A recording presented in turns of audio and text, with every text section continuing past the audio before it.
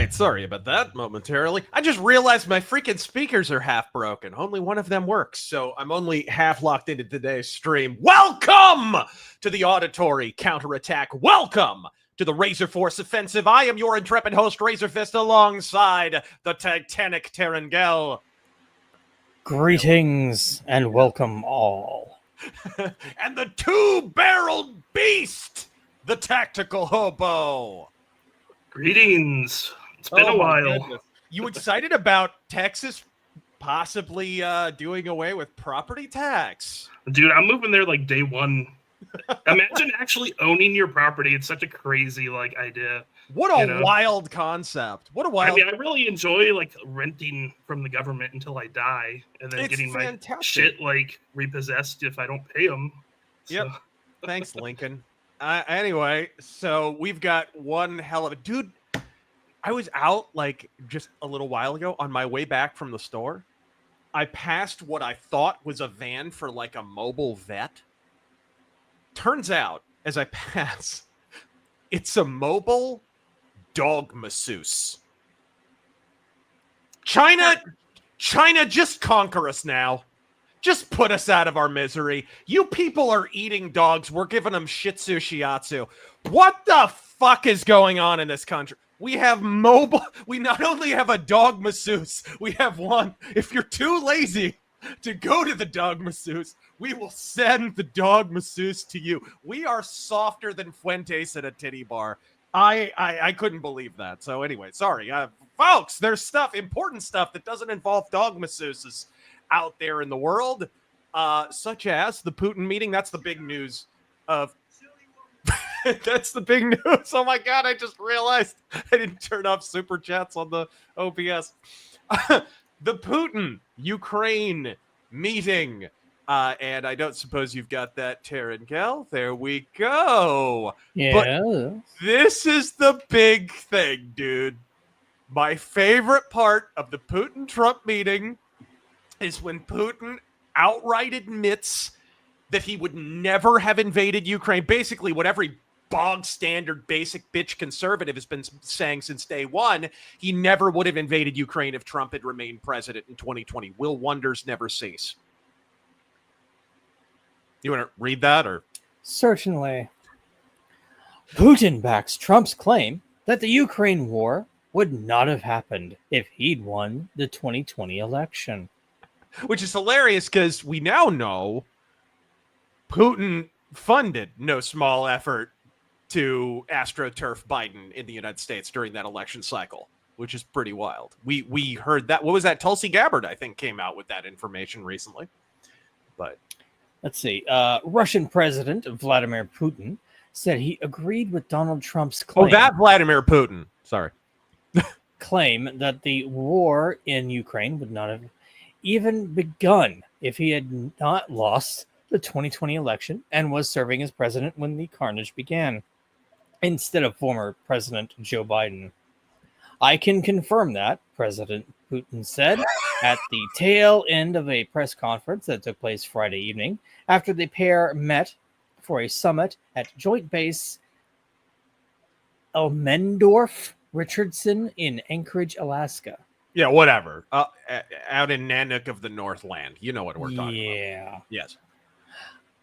Trump made the assertion multiple times on the campaign trail and continued saying it after he took back the White House. Trump has faced pushback on the claim, as well as on claims that Ukraine instigated the war's inception, and the Biden administration failed to do things that could have thwarted it from beginning in the first place. Right. I've got so were you guys following all of this news and all this crap going on with Putin? And I mean, it was everywhere. Because the spin started almost immediately, where it was like, oh, Putin ate his lunch and whatever, and then within days it was clear, no, he actually hadn't left the peace table. It's still kind of up in the air. I think it almost has as much, whether or not we're able to achieve peace in Ukraine, I think has almost as much, maybe even more to do with Zelensky at this point. I think, and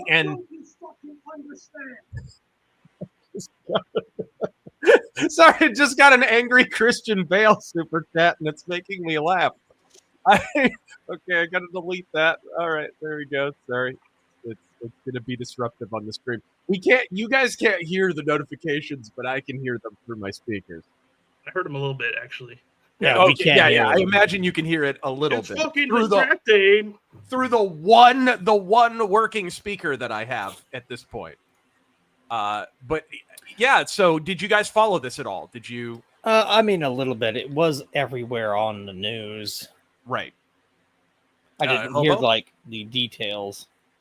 Yeah, I've been following it a little bit. All these, of course they're spinning it where like, oh yeah, Alaska hates Trump, and yeah, and then it's like every hotel is like booked from out-of-state people up there. This was my favorite right here. Trump standing next to Putin looking like the bailiff of the Lollipop Guild. It was a Chad moment. It was an alpha moment for a fact. Now, did you want to go over real quick the whole Putin-Trump shit, why the war started? It'll give you a chance to shit on McCain. Oh, yeah. I mean, look, I've said since the very, very beginning, God, the moment shots were fired in Ukraine, McCain came in his underoos, down in the afterlife. He was ecstatic. He got up off his death. Well, he wasn't on his deathbed yet, but just ahead of, I think he had just been diagnosed with a brain tumor. He gets on a plane. You get diagnosed with a brain tumor. It has a 15% survival rate, by the way, the kind of brain tumor that he had. I forget what kind it was. And your first reaction is, you know what I'm going to do? I'm going to jump on a plane right now, pose with members of the Azov battalion, and stump for war in Ukraine years before it happens. The Ukraine war basically is the ghost of John McCain at this point. He did everything in his power to make this war happen even sooner. And the only reason it didn't, basically, and one of the reasons that McCain resented the presence of Donald Trump in office, one of the reasons McCain consistently moved against him and seemed embittered and pissed off, like the skinny repeal of Obamacare. Remember when he got up off his deathbed to kill that, right? The reason McCain seemed so damn petty is because he didn't get his pet war before he died. That's why. But we still wound up having a Russia-Ukraine war, and it is 100% the legacy of John McCain that you're witnessing right now. But I can't get over that. I have to say, Trump, how did you guys feel about how Trump handled the optics of the entire event? Because you had the flyover of, I forget it, was it F-22s or something, and stealth fighters, and then a mix. The B-52 bomb, was it the B-52? The B-2. I think there was a B-2 that flew over. Yeah, the B-2, the one, the triangle one. I forget. Sorry, exactly what it is. Yeah, the B-2. Right. And he had the red carpet. And make no mistake, it's not an accident that they had Putin not on a platform and whatever, so he could stand next to Trump and Trump could look however much taller he is than him. That's why. Optically, there's a reason for that, right? Which is wild when you consider inside every Russian is an even smaller Russian, if I know my Russian toys. But that's optically, that is 100% deliberate. Like, no question. And, of course, the reason all of this is happening is because of Ukraine's utility to Western elites. I mean, I'm not saying they're a laundering operation, but their flag is the same colors as the Downey logo. You know what I mean? We've been laundering millions and billions of dollars through Ukraine for years, and they'd like to keep that humming, really, is what's happening. Should we bring up the little summit that Trump had afterward? Yes, and this is what I was alluding to when I said, please do. Did you bring that up? I don't think I have that. Or was that one of the things you linked? Well, yeah, why don't you just punch it up real quick? Look up that comment. Because that's actually a great corollary to what I was talking about. I think that's really that summit. Like, if the primary purpose of the Putin meeting was to see where Putin's at, take his temperature, the summit, the primary purpose was to put Zelensky back in his locker. I'm convinced that was really for the benefit of Vladimir Zelensky. I don't know, Hobo, what's been your read on all of this? You know, and it's funny, I don't think you've been on these podcasts really since the Putin-Ukraine stuff started kind of really swirling. So I'd kind of like your take on like the whole thing. What is your read on, like, where do you come down on it exactly? Like, who do you blame for it? Where do you see it as an attempt to protect laundering interests? How do you read the Russia-Ukraine thing? Because I just see it as the ghost of John McCain. Yeah, I mean, there's that, and then there's just like, everyone. All of a sudden, everyone hates Russia because they're like a Christian country, and they're they abandoned communism, of course, right? I was gonna say, it always blows my mind that the left in this country only hated Russia the moment they stopped being a communist dictatorship. But I mean, that shouldn't surprise any of us. Go watch my McCarthy video, ladies and gentlemen. Yeah, it seems like for a while it's been that's been the case where they're sort of provoking Russia and everything, right? So, and then of course they're all funded by like these major lobbyists and everything. So yeah, just typical military industrial complex type thing to an extent. Yeah, which they all support. A lot of them support the Democrats, right? So everyone always says it's the Republicans that benefit from that, but that is the wild. I mean, that has been sort of the story of the last 15, 20 years politically in this country, has it not? We were told as kids, were we not, RazörForce, growing up, that the Republicans were the party of war. And now the parties have inverted. It's the only people, and I'm not saying Republicans are not pro-war. We certainly see the Lindsey Grahams of the world, and look at what's going on with Israel and Iran and Palestine and all of that. Certainly there are Republicans who are all on board. They're ready to boogie in the Middle East or whatever. But overall, most wars, Democrats like uniformly support, and Republicans in larger numbers than before are opposing. It's just wild how that's been completely inverted. I remember having like a debate with a college professor or something. I had this philosophy professor first couple of years at college who was super, super lefty, and he tried to say Republicans were like the warmonger party. And even then, this is like early 2000s or something, I'm pointing out, like, there hasn't been a war in like the last 20 years that Democrats haven't supported and voted for unilaterally. I pointed out, shoot, all the major Democrats voted for the Iraq and Afghanistan war. I mean, it's the parties kind of, it has become a situation where Democrats now are the corporate party. Democrats now are the party of war. They have, if there was any kind of, it's the closest thing to a real partisan flip we've had, isn't it? I don't know. It's just wild. You remember, dude, when we were early days, when we were doing our radio show and stuff, we would talk about this. Even the early stages of that, it was a lie even then that we had in front. No, I remember we actually talked about the Iraq War. This is freaking how far back this goes. Razor was doing that for several years before he started his channel, of course. Yep. And I remember we definitely talked about a lot of issues from like 2003, 2004, all the big Iraq war, terrorism, all this stuff. So it was really interesting. Yep. And yes, it is a Gold Dust shirt. Thank you very much. I thought I'd give a shout out to Dustin Rhodes. He had both. Dustin Rhodes, dude, who is freaking wrestling in his 50s, is having both his knees replaced. Oh my God. Continue to wrestle. And dude, if you've seen him wrestle, it's like worth it. Like, he's still good. He's ageless. It's creepy. And it's nuts because he's of the same era as like Undertaker and shit. Undertaker's long gone. He's doing a podcast, which, by the way, I can't wait for the Gold Dust podcast. I will watch every damn episode. I hope he does it in character, for Christ's sake. That can you imagine him? Dude, can you imagine him having Joe Rogan on and he's feeling up on him?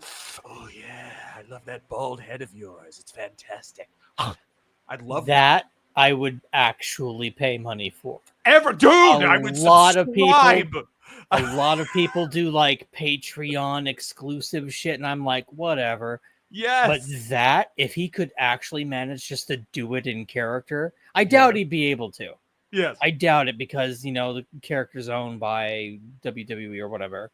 But, oh my God. Yeah. I did bring up a video, so A video, Yeah. okay. quickly watch this.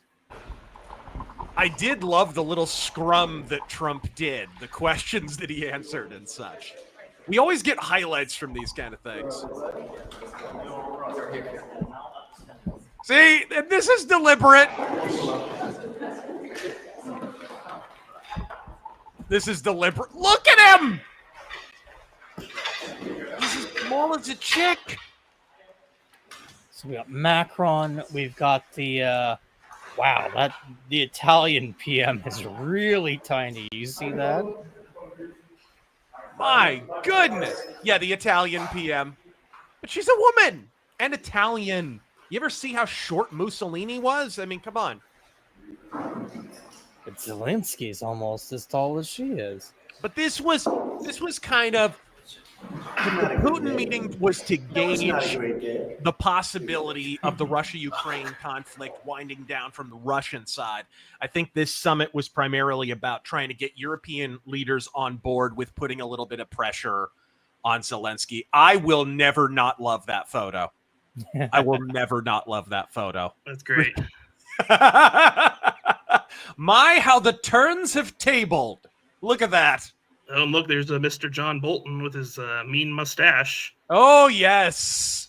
John Bolton. There are a few, I just want to point out real quick, there are a few of these photos legendary. Like in every Trump photo is legendary. But a few of them, a select few, I would love to see turned into oil paintings. Yeah. You could do it with AI. That's true. That's true. Apparently, I wouldn't know how. Or you could, or you could steal an existing artist's photo, clean it up with AI. You seen that nonsense Ian Miles Chong did? Dude, I know we don't talk about internet drama. It's not even drama. He's just a dude. He took George Alexopoulos' photo, his comic that he drew. Yeah, for those who do not know, George Alexopoulos was my collaborator on Ghost with the Badlands. He did the art for that. And he's a brilliant political comic artist. And he made this little comic panel. And Ian Miles Chong AI'd it to make it look different, uploaded it, and afterwards, after being confronted with it, said, confronted. Oh no, I made this. Yeah. What an absolute douche. What the fuck?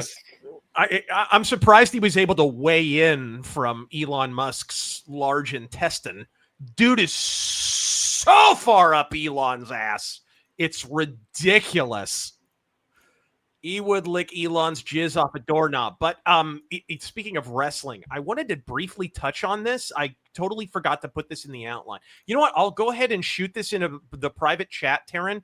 If you want to bring it up, against my better judgment, we're going to look at a clip from TMC. Because we talked about Hulk Hogan's death a couple of weeks ago on this podcast. There's been a lot of drama going on with that. There's still no autopsy. Apparently, there's a body cam video from the 911 visit where they're talking about how they think it's medical malpractice that killed him. That when they were doing the neck surgery, let's watch new information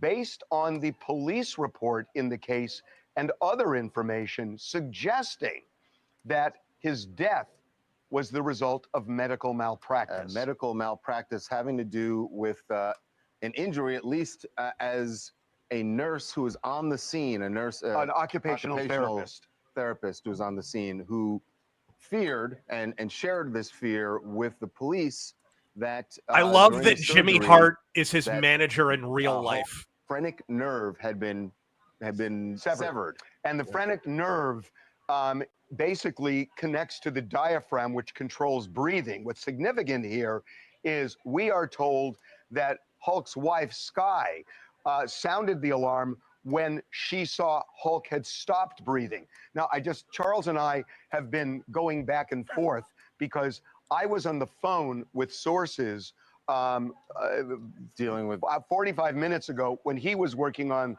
the Lil Nas X story. So when I was on the phone, you say that the Just for the record, there has never been a more Jewish human being than this dude. he said it. He didn't think it. He said The nurse said this. the nurse, the occupational. That sounds like a challenge. Just saying. I can find one. Reminds me of the. I'm not a big Family Guy person, but the Family Guy Star Wars, where he's right. Darth Stewie is trying to taunt Seth Green. He's like, I wonder if Seth Green's fans know how Jewish he really is. So what do you guys make of this? What is it? So they do reference a little bit later. There's body cam footage, apparently. It hasn't been released, of the actual first responders, and there's a physical therapist and whatever saying that there was medical malpractice involved, that his nerve was nicked, and this caused his breathing, caused him to have problems with his breathing. So what do you make of this, bro? Dude, do you guys realize, like, I wouldn't be surprised at all, because I read that about 250,000 people in the U.S. die each year due to medical malpractice. And after the last 5 or so years, can anyone say they're surprised by that? I'm right. Right. After the legacy of the clot shot, I mean, are we that surprised? But I mean, this guy, let's be honest, he had a slightly higher percentage chance of this happening because, dude, he's had so many surgeries. This dude had his spine fused, for crying out loud. I don't know. I think he had a new hip. He might have 2 new hips. He might have no real hips. I have no idea. But like, Hulk Hogan beat his ass up. He said this before in interviews, and for once I think he wasn't working, that he kind of, like, the joke was on him because he decided that his finishing move was going to be him taking a bump, jumping high in the air and taking a bump on his ass on a hard ring every single night from like the early 80s to, you know, whenever he stopped wrestling. You know, that's a tremendous amount of punishment for one man's spine to take, especially because Hulk Hogan didn't lose often. Let's be real. We do have some super chats. Name, my friend is starting to hate Trump because of the EU steel tariffs. He builds and sells big cranes. He can't get good enough steel anywhere else. Thousands of jobs lost. Is it worth it to go after EU steel if we sink our own jobs? As far as that particular situation, I mean, I think that's more about leverage, right? In the case of the EU, what Trump is attempting to accomplish is not trying to get us divorced from EU. Like, it's a totally different situation from China. He's trying to have leverage so that the EU will start paying their commitments in things like NATO. So that, because you have to understand, the EU basically is a collection of welfare states. And the only reason those welfare states are allowed to exist is because they have the US military protecting them, so they don't have to spend on military. And because the US is spending more on NATO by an order of magnitude than they are. Trump, what did you think? It was just a meme? They're ripping us off on trade. They're ripping us off on NATO. They're ripping us off on, like, it's more than a meme. This is a watchword of his administration. This is why he was elected. And yes, hashtag this is what I voted for. 100%. In the longer term, those jobs aren't going anywhere, I don't believe. So, yeah, to answer, I don't know, do you guys have a take on that? Not really. I mean, what was it again? It was about what was the question? It was about the tariffs on so the tariffs on European goods and their adverse effects here in the United States, right? Like, because they are having an ill effect on certain industries in the United States. Yeah, I mean the EU. It's like, I know there's always the where they say like German engineering is really good and everything, right?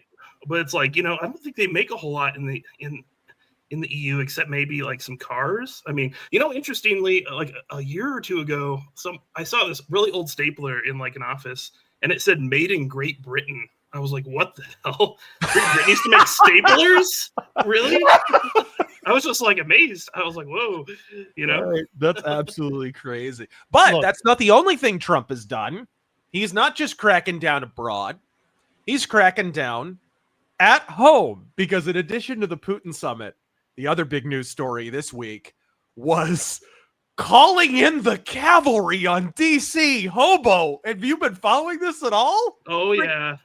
Dude! Yeah. So DC has been an absolute dog shit fire. It all started with what? Big Balls getting jumped, right? Big Balls got jumped. He looked terrible. Like they beat him. And it was because a woman was being attacked, correct? Yeah, like he was defending a woman, yeah. He interceded and he paid the price. A gang and like a bunch of kids, this is like 15, 16-year-olds or something. Youths. Who were doubtless white Anglo-Saxon Protestants, like clearly. Greasers. Yes. Yeah, the Jets and the Sharks. Yes, a waspy like Death Wish 3 street gang where they're super ethnically diverse. That's what it is. So, the Jets and the Sharks were having a dance-off, and Big Balls got in the way. Indeed. And of course, no one's more pissed about it than the retarded voters in Washington, D.C., who would vote for their own mass suicide if they thought it would pwn Trump for 15 seconds. They're pissed, and there are protests. We won't even bother showing them because they're so languid. And in fact, how languid they are became a bit of a story this week. As Stephen Miller was asked about it, and we gotta watch this, bro. We gotta watch this. Please full screen this, Taryn. Absolutely. Should I read this first? Oh no, I mean it's just a quote. No. Just play the video, bro. Yep. He's asked about the protesters. For too long, 99% of this city has been terrorized by 1% of this city. And the voices that you hear out there, those crazy communists, they have no roots. They have no connections to the city. They have no families they're raising in this city. They have no one that they're sending to school in this city. They have no jobs in this city. They have no connections to this community at all. They're the ones who've been advocating for the 1%, the criminals, the killers, the rapists, the drug dealers. And I'm glad they're here today. Because me, Pete, and the vice president are all going to leave here, and inspired by them, we're going to add thousands more resources to this city to get the criminals and the gang members out of here. We're going to dismantle those networks, and we're going to prove that a city can serve for the law-abiding citizens who live there. We are not going to let the communists destroy a great American city, let alone the nation's capital. And let's just also address another thing. All these demonstrators that you've seen out here in recent days, all of these elderly white hippies, they're not part of the city and never have been. And by the way, most of the citizens who live in Washington, D.C. are black. This is not a city that has had any safety for its black citizens for generations. And President Trump is the one who is fixing that with the support of the Metropolitan Police Department, the support of the National Guard, and our federal law enforcement officers. So we're going to ignore these stupid white hippies, tell me to go home and take a nap because they're all over 90 years old, and we're going to get back to the business of protecting the American people and the citizens of Washington, D.C. Yes. All right, so hold on. In this order, are you able to see my mouse cursor at all? No. All right, so from from right to left, 48, 49, 50. There. You think we'll elect a Jewish president? It didn't work out great for Goldwater. I'm just saying. It could happen. Before we get, jokes and memes aside, the history of all this is our nation's capital. Yeah. And it's a shit show. Crime everywhere. Yeah. Robberies. If you can't get it down in your nation's capital, where can you? Being the operative logic here. So if he's going to be the law and order president, he better start with his own backyard, for Christ's sake. But of course, we've got these boomers who continue to try to reenact and revivify and re-prosecute all of the age-old controversies of the 1960s. I've been saying this for a while, though. They're stumping for the Civil War so hard. It's like if these boomers can't get the 1960s back, they'll settle for the 1860s. But either way, it gives us an opportunity. There's nothing more pathetic than an aging hipster. There we are. had to be done there, ladies and gentlemen. DC, man. What an absolute... all these 80-year-old hippies want to reclaim their youth. Yeah. You know? You remember... was it right after Trump was... When was the basically where they burned Washington, D.C. shortly after Trump was elected the first time? And we remember the aerial photographs and images of all of that. You had several times. Yeah, you had the Washington National Monument there, and there were just fires burning and cars overturned and everything.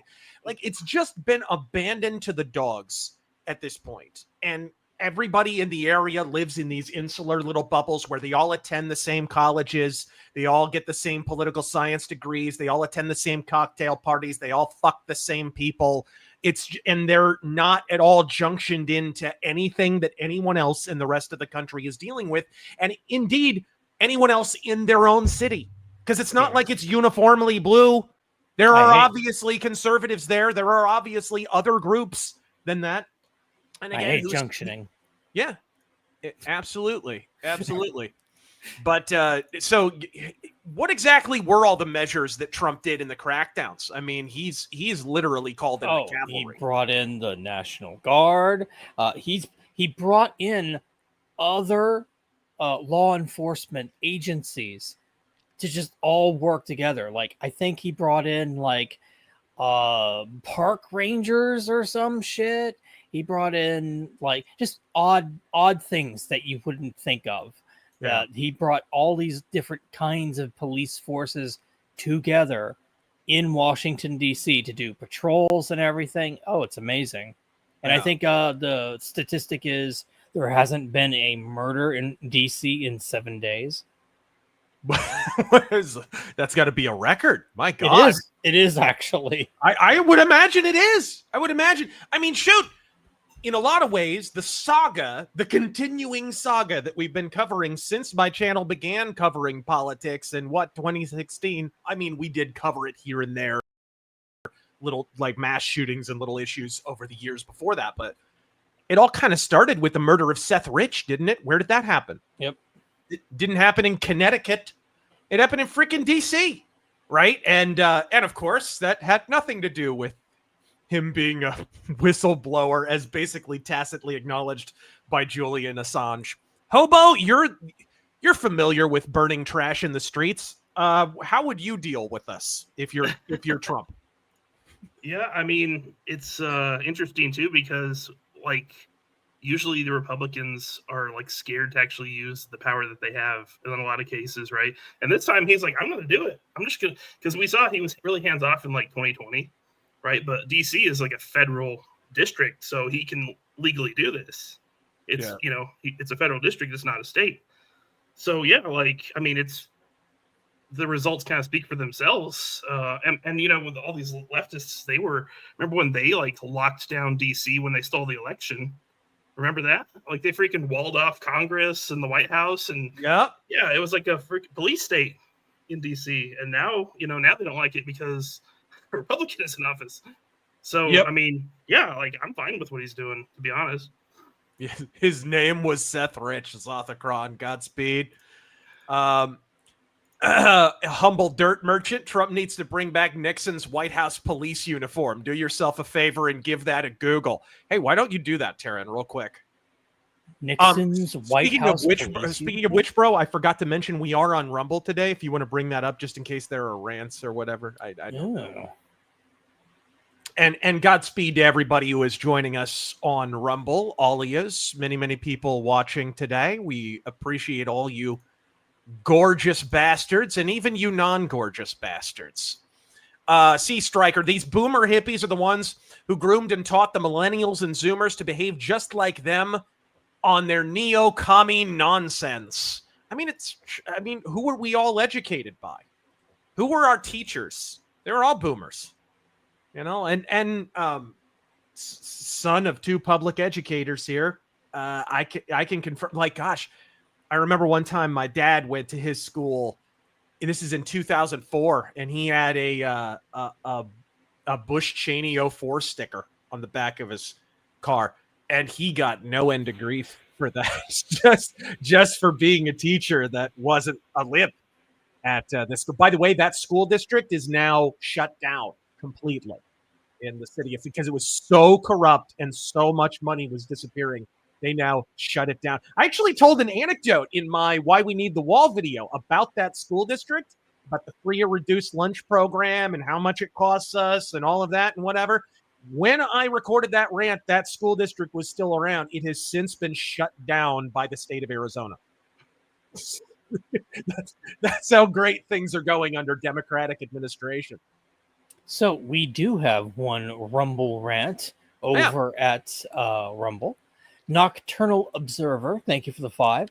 Thank you. How much you want to bet the BE-2 in the overflight was one of those used to bomb Iran? That would be kind of the power move from Trump, wouldn't it? Intrinsic Dark, Steve Miller, just give me a Woody and I'm a black man. All right, here we go. Illegitimate film, not to be a Juiceberg, but that clip of Mark Maron calling Trump the worst person ever is like a lenticular picture of Maron and Jon Stewart. I couldn't believe they're two different people. Kind of reminds me of some of the later period Louis Black as well, which Louis Black strikes me as a Jew. I'm not sure if he is, but he strikes me as one of the chosen. Oh, and Nocturnal Observer follows up and says, Rumble rants always go through, no matter the language used. Okay, sweet. Okay. Could you find Nixon's White House police uniform? I was bringing up Rumble rants. Give me 1 second. We didn't have this on the docket to talk about today, but we probably should spend a minute on it. Jonathan English. Hobo, did you see the $500 million judgment or whatever from Letitia James, the New York bullshit that was, let's just call it what it was. It came down in February of 2024. It was election interference. They were trying to gum up the works on Trump in his attempt to retake the White House. It was thrown out. What's your read on this? Letitia James, I saw her Twitter feed. She was coping like the Dickens. She was like, all the sum and substance of the lawsuit was thrown out, but they, on some technicality, they're upholding the judgment on this thing and that thing and whatever, right? The corruption of his children and whatever the hell. But anyways, did you see this and what did you think of it, Hobo? Oh, yeah. Wow. Another win for Trump there.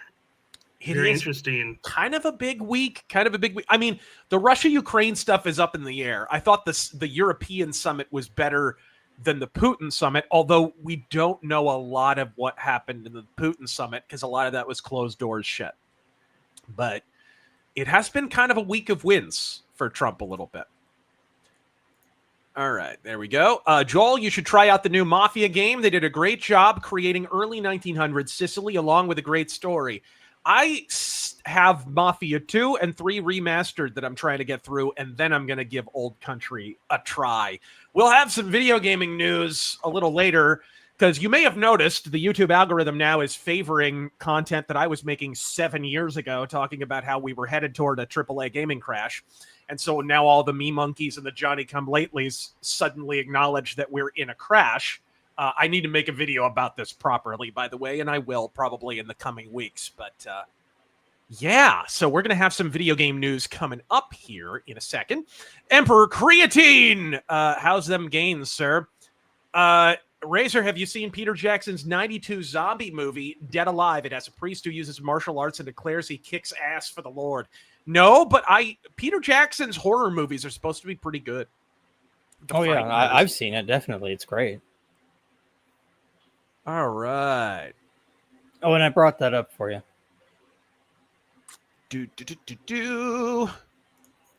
Ang Nguyen. Less anti-Semitism on the right when Miller speaks. It's true.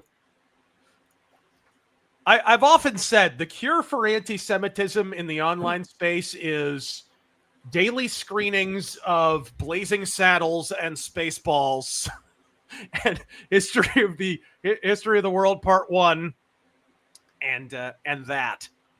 So that's the uniform, bro? Apparently. Bring it back.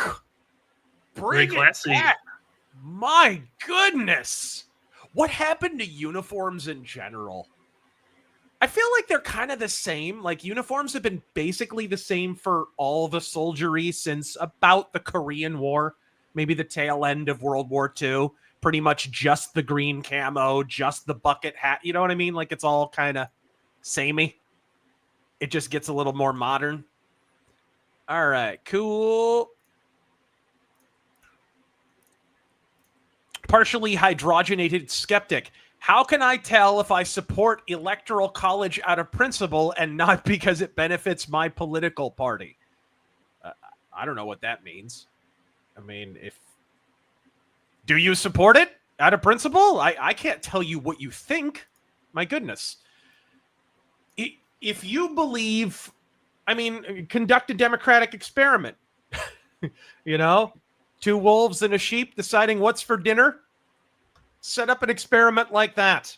You know, hey, you're the guy with the chocolate bar. There's 2 other people who would like a chocolate bar. Hold a democratic vote to ask who should have the chocolate bar and see how that goes for you. And then tell me the electoral college isn't needed. Yeah. I mean, then factor in population problems, right? Like, in terms of, we have these population centers that represent a large number of people, but do not represent a large amount of public will, if that makes sense. Because there's a uniformity in large cities. And these cities operate as magnets. They basically attract a large number of residents to these locations with the promise of free shit. And the problem, of course, is this free shit comes out of the pocket of the other people whose vote is being canceled out by the major metropolis. So it's essentially a bulwark against serfdom is essentially what it is. So that we don't have an old, early Renaissance, late medieval system where, you have the big kingdom and then outside the walls, all the serfs are laboring to kind of prop the system up. That, of course, is a caricature. That's not really how it worked in the Middle Ages, but we're basically trying to head off an even worse version of the so-called Dark Ages. Dustin the Grim, don't underestimate Newsom. We all thought Biden was a shit candidate, and look what we got. Yeah, he lost twice, but he got to serve as president once anyways. He was a real bad candidate. They just weren't going to let him lose. I mean, Biden was uniquely bad.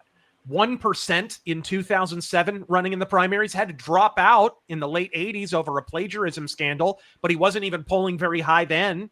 And when the entire field of Democrats dropped out of the primary race in 2020, Biden was in single digits for approval. Those people were bribed to drop out. He was a really, really bad candidate. Don't get it twisted just because they rigged that election. Fortified it with calcium and vitamin D, I mean. But Trump had another really, really big week. And I would say this is probably the crown jewel of the week, really. Do you have the story about the DEI and debanking stuff? Yeah, I think that's up. Before we move too far away from it, you brought up the Electoral College and cities attracting Democrats. Yeah. I just want to say, after we're done with this whole redistricting thing, we really need to once again push for the state level Electoral College.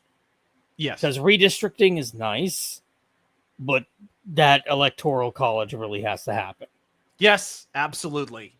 And it actually takes a sizable chunk out of the incentive for the redistricting, right? If you did it on like maybe a county basis or something like that. Understand what Newsom is doing here. He's already got an independent election commission that handles the redistricting, and independent in giant air quotes, because in California, it overwhelmingly benefits Democrats. It's biased to the left, this independent commission. So Gavin Newsom has given untrammeled praise to this independent commission over the course of his gubernatorial regime, shall we say.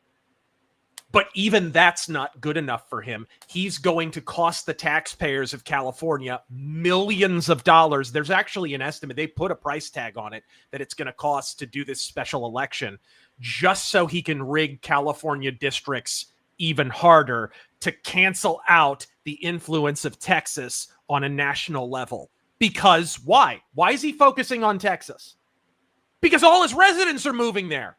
How many people did they lose in the last several years? I forget, like over the last year. They said something like, I've heard figures as high as like 2 million.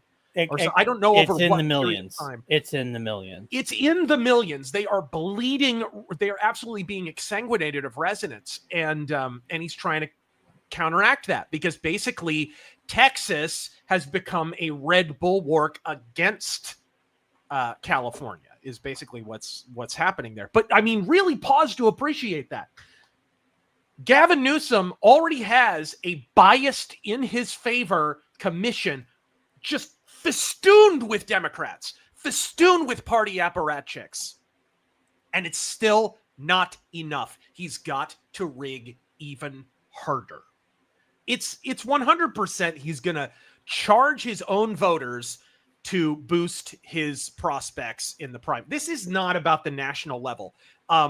We've been seeing a lot of stories lately, and you can tell that it's Cope, about how Gavin Newsom is gaining in the primary polling against Democrats. It's like, yeah, that's the whole point of all of this wingnet behavior that he's been engaging in. They're burying the lead because at the same time, they're polling him against Trump and against Vance, and he's going down in flames. And I wonder if he's going to be able to pivot in time for a prospective election, because this is pretty wild stuff that's going to have long-term effects, and Californians are going to be feeling the effects of this in the next several election cycles, right? So I don't know how that pans out longer term, but yeah, anyways, so we should talk about this because this is probably the biggest victory Trump scored this week. And it is, of course, a long-standing issue, one I've talked about many, many times. Debanking. It, of course, came to the fore, as the both of you know, during January 6th. Yep. January 6th protesters were debanked, and their bank details were handed over to the FBI, sometimes without even informing them. I mean, this was absolutely crazy. I remember at the time, right around the time of January 6th, I was planning to open like a business account with, is it Wells Fargo? I think it was Wells Fargo. And it came out that same week that Wells Fargo were one of the banks that sold all their customers out and handed over the information of Jan 6ers over to the FBI and NSA and whatever. And I canceled that account right away before it even formally opened. So anyways, yeah, President Trump basically drops, it was an executive order, correct? I believe so. Let's read this here.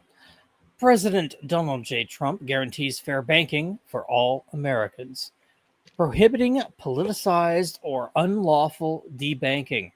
Today, President Donald J. Trump signed an executive order to ensure that federal regulators do not promote policies and practices that allow financial institutions to deny or restrict services based on political beliefs, religious beliefs, or unlawful business activities, ensuring fair access to banking for all Americans.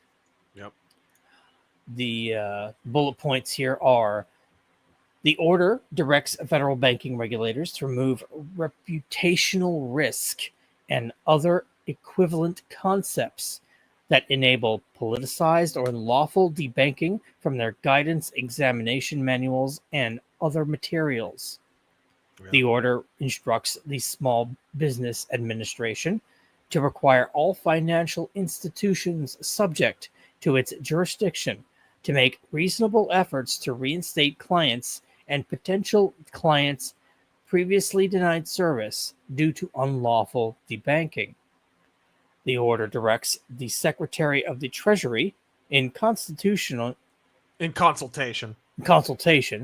with the Assistant to the President for Economic Policy to develop a comprehensive strategy to further combat politicized or unlawful debanking activities, including potential legislative or regulatory solutions. The order requires federal banking regulators to review financial institutions for past or current policies encouraging politicized or unlawful debanking and take remedial actions, including fines or consent decrees. And finally, the order further requires federal banking regulators to review supervisory and compliant data for instances of unlawful debanking based on religion and refer such cases to the Attorney General. This needs to be a law yesterday. Yes. This needs to be a law, especially when, like, this should have been attached to the banks that got bailed out, right? I 100%, like, this just blows my mind. Hobo, any reaction to this? Have you, like, has the debanking stuff altered how you do business with different banks and stuff? Man, I've had the same bank account for like 20 plus years. But the thing is, like, and it's one of those, banks that's kind of woke or whatever, right? But like, right, you look around and like all the big ones are, Bank of America and Wells Fargo, and it's like, man, they all kind of, it's really hard to find like a bank that's, doesn't like hate you for your politics. I think maybe in some cases, like smaller banks like would be good, community banks, but if you like move around, then, which I've moved around several times, then you kind of want a national one. But yeah, no, that's great. Like, that does need to be made law, because I mean, you really can't function without like a bank account in today's world. It's like you're kind of depersoned if you can't get a bank account. You know what I mean? Yeah, we're basically, let's be real, we're essentially cashless at this point.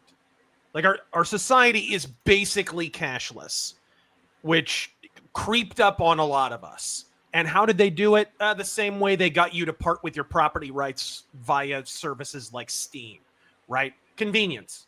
That's it. Convenience and discounts and rewards and such. First, they started out with rewards for using credit cards. Now you got a credit score. You literally have to use credit cards and put yourself into at least meager amounts of debt so that you can build credit in order for you to own a home. And keep in mind, credit scores have only existed since the late 80s. You know what I mean? Like, this is a relatively recent conceit in the grand scheme of things. We have gone cashless. So being debanked is a major damn issue. It's a major issue. Hold on a second before I read that. So, Taryn, what's your read on that before we talk in more detail? I mean, it's about damn time, and I will mirror what you said exactly. This needs to be made a law. I mean, it's outrageous to start with that a bank, their job is to be a bank. There are murderers and rapists that have bank accounts, but you're going to debank someone because they're a Republican or because they're Christian? No. Like, how dare you deny us the right to be ripped off by banks? Fair and square. For crying out loud. And they're all spy on everything you do now. Every damn thing you purchase, it's all. I mean, we are cashless for the most part. Anything you buy online, it's all getting put into some database or whatever, right? Now, a lot of banks owned by people with large noses, shall we say. How does Trump putting a restriction on this fit into the he's owned by Israel narrative exactly? I'm just thinking out loud here, people. I look forward to watching the Groiper fucks contort themselves into a human pretzel to try and figure out how this fits into the conspiracy. You see, the Bilderbergs are in league with the shadow people. Just wondering. And it's the Israeli Jews have nothing to do with this. Okay, Hold on. They have black helicopters, right? And they talk to the interdimensional elves, And those are the real bankers. Doc Holiday 59 on Rumble. Chosenites, he calls them. Chosenites. You choose me? Yes. Hey, you think if I identify as a bank, I can get bailed out if I ever go bankrupt too? You think? I don't know. But it's, to me, the moment, speaking of which, the moment they took the bailouts from the government, you're kind of a ward of the government at that point. You at that point are bound by the same civil rights strictures that any other government-funded conceit is supposed to be constrained by. So this is kind of common sense to me. This is basic A to Z logic. And in my opinion, it's long overdue. And to me, this is probably the biggest win for Trump this week and in a while, honestly. Like, it's just a uniform win with not a whole lot of negative. There's been a whole lot of like, Trump will kind of one step forward, two steps back a little bit. I don't know if you guys have gotten that sense. It just happens as an administration goes on. You get bogged down in these things. It's one of the reasons we did a whole episode on the first 100 days, because we wanted to kind of catalog and immortalize, hey, here's what he's done, just in case you forget.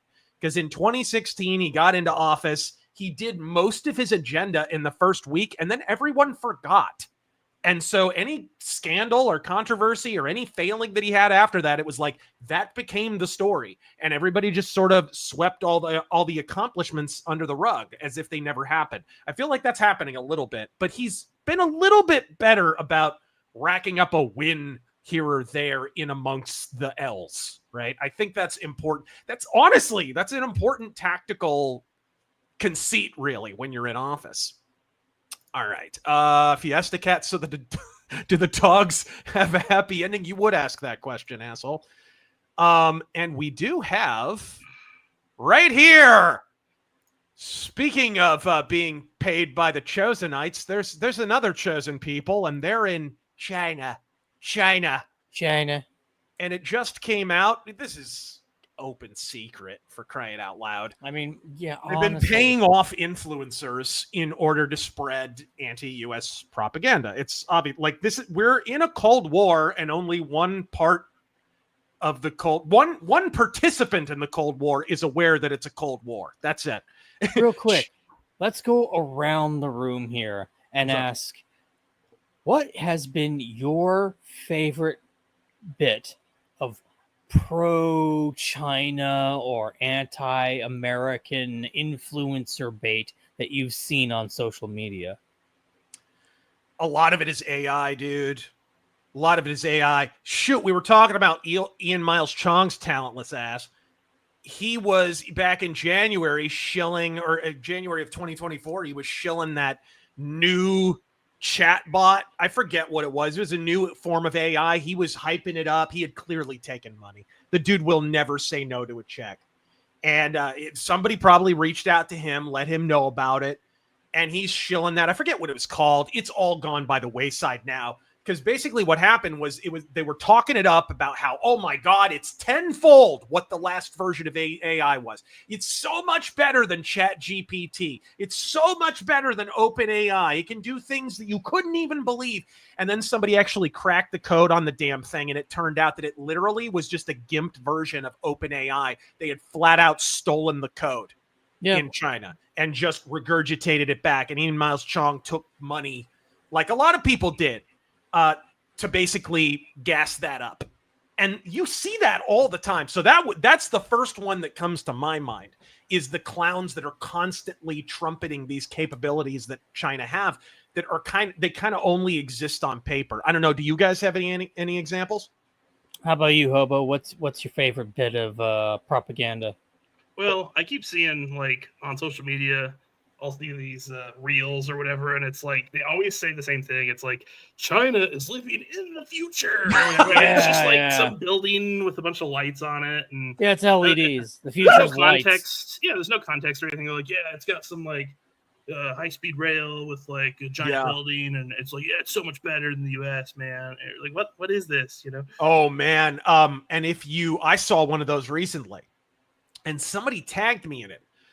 I'm pretty sure a CCP bot, because I've been pretty vocal about the fact that, yeah, like in the central city, it looks futuristic. The infrastructure is shit, and they have lots of problems. And the population has really fallen off since COVID, so it looks kind of abandoned in places, which is weird. But, you know, in the cities, it looks like Blade Runner or something. Outside of that, you got a freaking ox in a cart. Like, this is these people, like, agriculture hasn't been modernized in a lot of areas and whatever. And the CCP will put out these propaganda videos about these robots that cut crops and stuff. And you can literally see like the OpenAI logo in the lower third, whatever. But anyways, so I got linked to one of these things by a Chinese bot.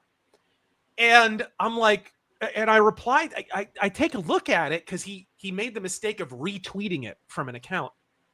And I took a look at it. I looked at the account, kind of just hovered over it. And I realized that in the profile, it linked to Xinhua, which is the name of the official state media of the Chinese Communist Party. So the big "they're living in the future" video was actually made by the CCP. It's literal Chinese communist propaganda. So it's either drone footage or AI, probably both. It often is. But it's just so ridiculous. Well, I get it. You have to put your best face forward, but, you know, it's a great video you should watch by an author called Decoder, Dikotttir, called China Empire of Illusion. And it's a nice little red pill on the actual capabilities of China. It inspired me to do my own video, China, the Paper Dragon and whatever. I'm not saying they're not a threat. I'm not saying they're not a rival. I think they have joined a Cold War that we have not yet joined. And in a way that gives them a bit of an advantage because they're a hostile actor who isn't really being moved against. But you have to live in the real world. They have their own limitations, and there are mitigations on their power as well. So, but yeah, so let's get to this. Oh, and I just wanted to mention my favorite bit of Chinese propaganda in recent times has been the entirety of the streamer iShowSpeed's fucking China stream week or whatever, however fucking long he was there. Like every single day it was like, oh, he's flying the first Chinese air car. He's going here in China and it's so futuristic and amazing. And it's like, he was paid by China to do that. And we know that China does that. Some influencers have posted the emails that they get that apparently that person decided not to say no to. And there's a whole China travelogue genre now on YouTube. The channel, highly recommend, shout out China Uncensored, covered that a fair bit. It's been a bit of a trend, but it is basically a directed effort by the Chinese to try and pump up tourism in China, because it obviously, if you make the entire world sick, people are not going to be as inclined to head to Chinese Disney World or whatever the hell. You know what I mean? Like it's probably going to go down a bit. Thank you, Normal Man. Thank you, Bumcrack Jones. Godspeed. Oh my goodness. I hear Villainous Keegan Phoenix. Trump should celebrate by releasing the list. You want Ghislaine Maxwell released? Oh, the Gunslinger thoughts on the new Splinter Cell animated show. There's what? Yeah, it just got announced. Liev Schreiber is going to be Solid Snake. Solid Snake? Sorry, not Solid Snake. Sam Fisher. Really? They couldn't even get Michael Ironside? He's voiced cartoons before.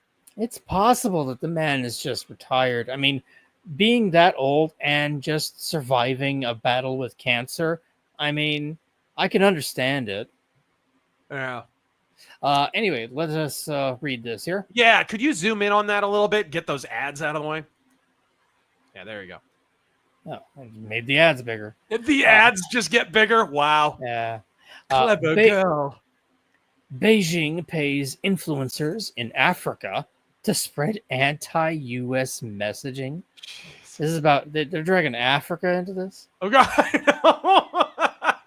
Right. Well, I mean, the American dream not exactly hitting home in Africa. Like, what's the African dream? A normal-sized belly and no flies on your face? But anyway, continue. Learning how to drill a well. Anyway. Yes. Chasing a water buffalo with a stick.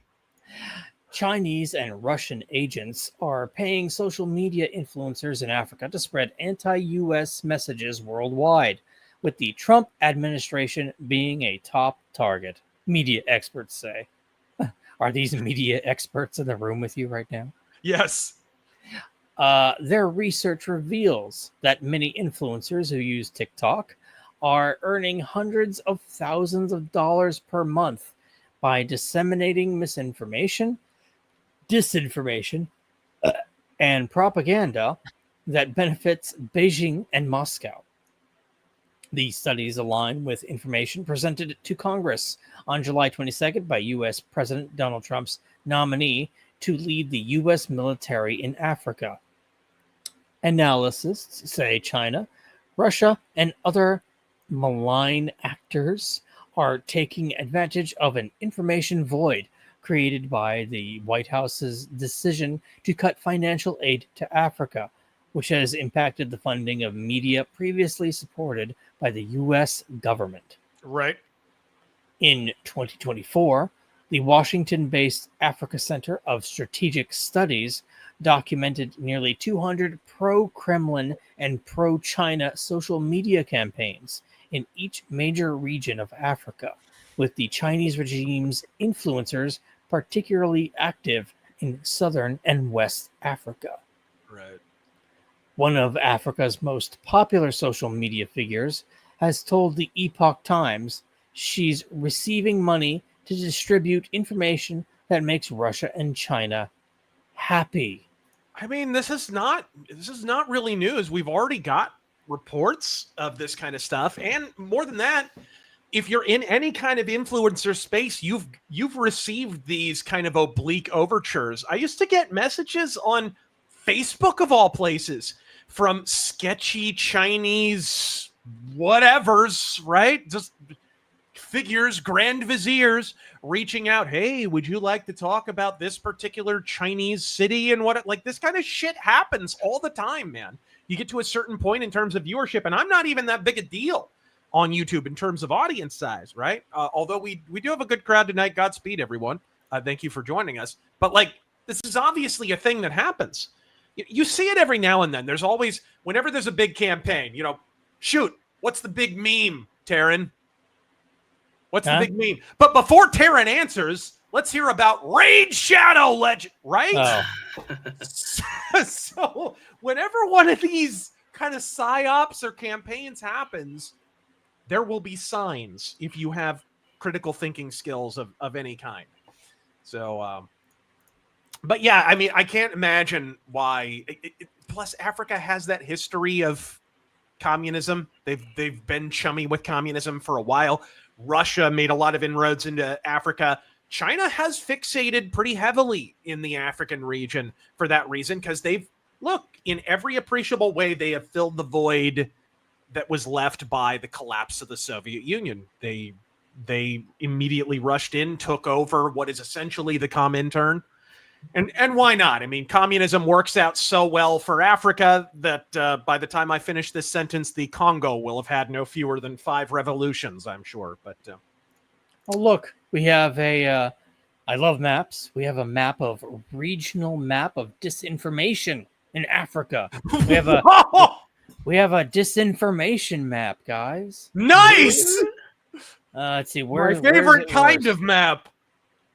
Oh, these guys love Russia right here. And remember, we're all supposed to simp for China because they are culturally homogenous. as they fund brown red revolutions in Africa. I'm not seeing a lot of China, actually. I'm seeing mostly Russia. Yeah, China's still in the process of moving into the area. South Africa, that's pretty much gone. Might as well just doesn't blow that surprise up. anyone. That doesn't surprise anyone. I mean, why would China need to move into South Africa? They've already got a communist opposition party. This is the other thing you have to remember is a lot of these countries already have their own domestic communist parties that are funded by China. So that's the thing. Should I continue this here? No, what I really want to talk about, because in keeping with the discussion on the paper tiger stuff, because all your favorite podcasters will not talk about negative stories about China for some damn reason. I'm sure not because of any of the emails that I just mentioned receiving that they said yes to and I said no to. Do you have that Reuters story about what's going on in China with getting a liquidation order? I do believe I do. Oops, sorry. How dare you? This has been an ongoing story, the continuing collapse of the Chinese real estate market. This is important, actually. I don't know why more people aren't talking about this, because this affects us. It is interesting. Just this week, it just came out that like housing prices are actually here in the States starting to go down just a little bit. And so home buying is actually just starting to creep up. It's still early days, but I wonder if it has anything to do with China not being able to hold on to quite so much of the American real estate it previously held. Let's take a look here. Story comes from Reuters. State-backed developer China South City gets liquidation order. Yep. August 11th. China South City on Monday became the first state-backed property developer to get a liquidation order from the Hong Kong High Court since the Chinese property sector tipped into a debt crisis in 2021. What happened in 2021, I wonder? I can't imagine. What had just occurred? The news announced by the company on Monday comes more than a year after a group of its creditors filed a lawsuit in the Hong Kong court to recover at least $1.4 billion from China South City. Jeez. Is it a good sign when like the least alarming thing about your real estate market is repeated building collapses? Let's see here. The world's most indebted property developer, China Evergrande Group, along with a handful of peers, have also been ordered to liquidate since 2021 as they failed to come up with viable reconstruction plans or gain enough creditor support for their plans. Yep. China's property market, once a key growth driver for the world's second largest economy, allegedly. Yeah, who knows if those numbers are real? I don't know. Most numbers out of China are fake. Like most numbers out of Germany. Anyway. Has been in a multi-year tailspin despite repeated government attempts to revive weak consumer demand. Developers face deteriorating cash flow, but their bondholders we may have to tag in hobo here if the reading problems continue. Are resisting taking heftier losses on their investments, delaying negotiations between companies and creditors. Restructuring advisors have said. Yes. This is, of course, none of this matters, right? Because we got the AI propaganda films with Beijing being Blade Runner. Right? Meanwhile, there's a skyscraper standing half constructed for 1.5 decades that they have to airbrush out of the background. You know what I mean? Like, China, if you want to sell me on your cyberpunk future, maybe have your farmers upgrade to the steam engine sometime in the near future. I don't know.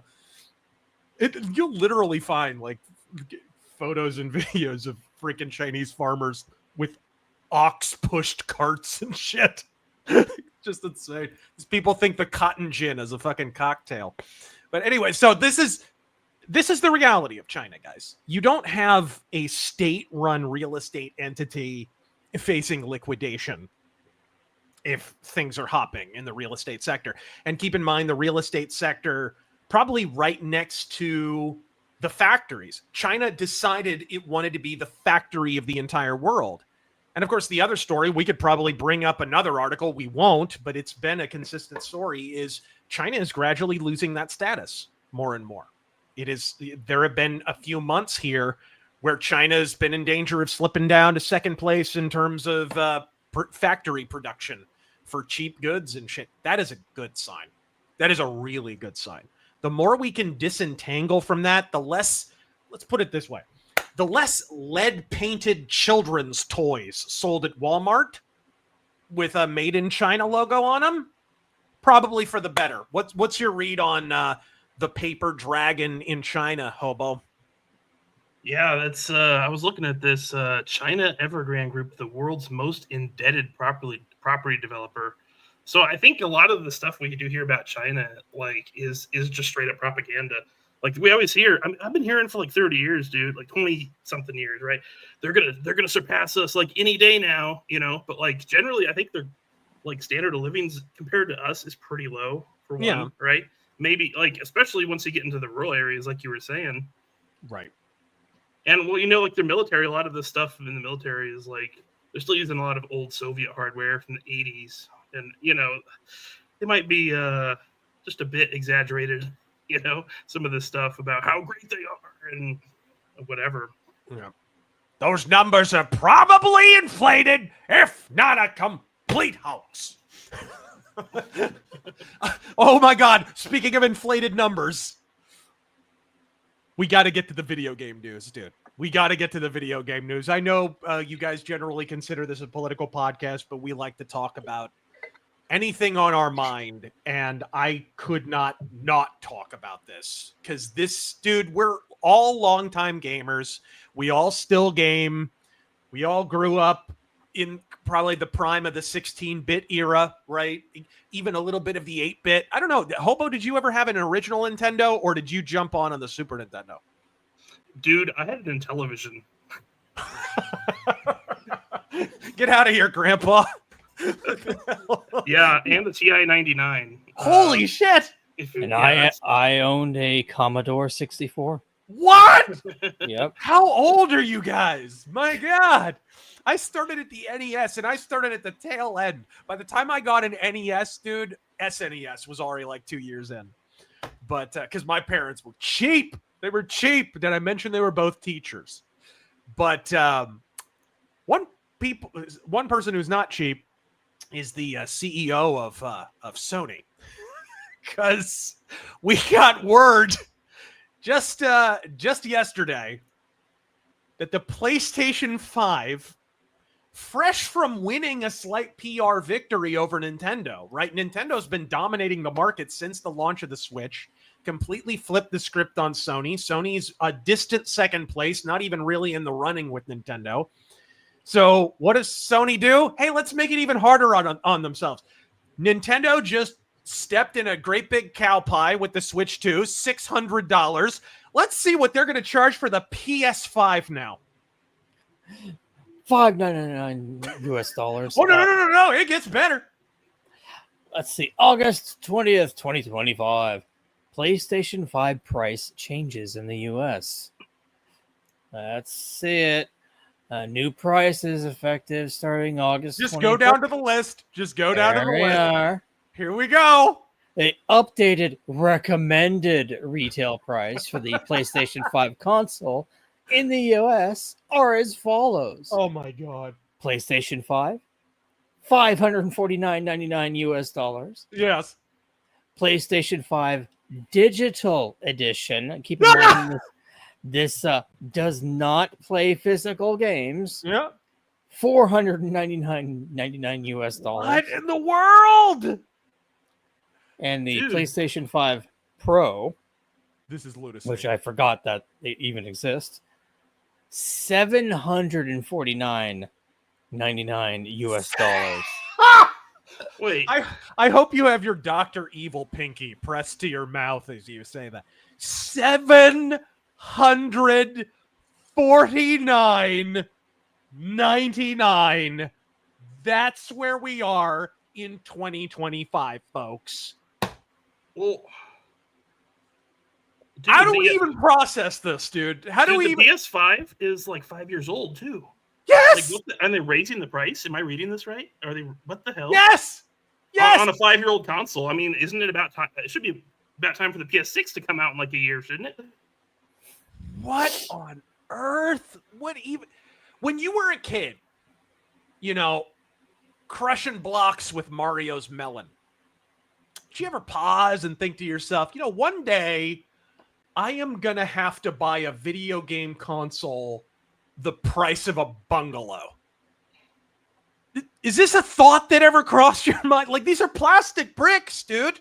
When it comes right down to it, they are still in 2025 a plastic brick. Did you ever think the prices would get to this point? We're creeping up on $1,000. Never. I mean, for that price, you can just build a computer. It won't be super amazing, like 5090, super cool, you know, right, latest AMD product. No, but you can build a decent computer that runs at 1080p and probably 60 frames per second on most games for that price. Yeah. It's outrageous. And the moment you buy this thing, it's going to be outdated. It's outdated now. It is. It's a half decade old. It was outdated. It was outdated when it launched. Let's be real. The Series X is the most powerful console of the generation. It was less powerful than the Series X, but costs more. And it's bigger for some reason. What are they putting in there? Like, I don't even understand. But it's, of course, the most powerful console you can have is a damn PC. And if you build it right, it's probably cheaper too. Stupid. You put it this way. You might not be able, as you alluded to get a RTX 5090 whatever, but you can damn certain get a computer that is more powerful than a PS5 for less than a PS5. No question. No question at all. Retarded. And that takes away one of the big selling points, of course, because it certainly doesn't have the selling point of games. It certainly doesn't have that. What's the most expensive? I'm curious for both of you. What is the most expensive console you guys ever bought? Oh, God. I mean, for me, I guess it would have to be the Switch too. That I just got, which is $600. Which, by the way, like only Sony could find a way to make the Switch 2 look like a damn discount console. Maybe my PlayStation 3. It's one of the early PlayStation 3s. Oh God, that could still play PS2 games. It was backwards compatible. It was a backwards compatible console. So one of those is fucking. I forget how much I paid for it. Yeah. It's probably not the $600 version, but the one just under that. Yeah. Like the 550 or 500 or whatever, that version. That's probably what it was. I forgot, dude. You remember working at GameStop and having to keep straight all the different versions of the 360, which had a stupid number of versions and a stupid number of versions of PS3 was even more confusing to explain. And then once the Slim came out, and some of them were backwards compatible and others weren't. And dude, we sold so many PS2 games at that point. If people bought the wrong version of the PS3 and it couldn't play them, the freaking abuela would come back in pissed as the dickens. She'd be shouting Spanish curse words at us from across the counter because she bought the wrong console because she can't read English. But yeah, the video game industry, needless to say, going from strength to strength. And you know what? The ultimate proof of it is we have our second IGN CEO in as many years. That's right. The head of IGN, the biggest video game journalism website, has stepped down again. Again. Do you have that article? Yes, I do. And yes, we're going to go to Kotaku so that we can make fun of two things at once.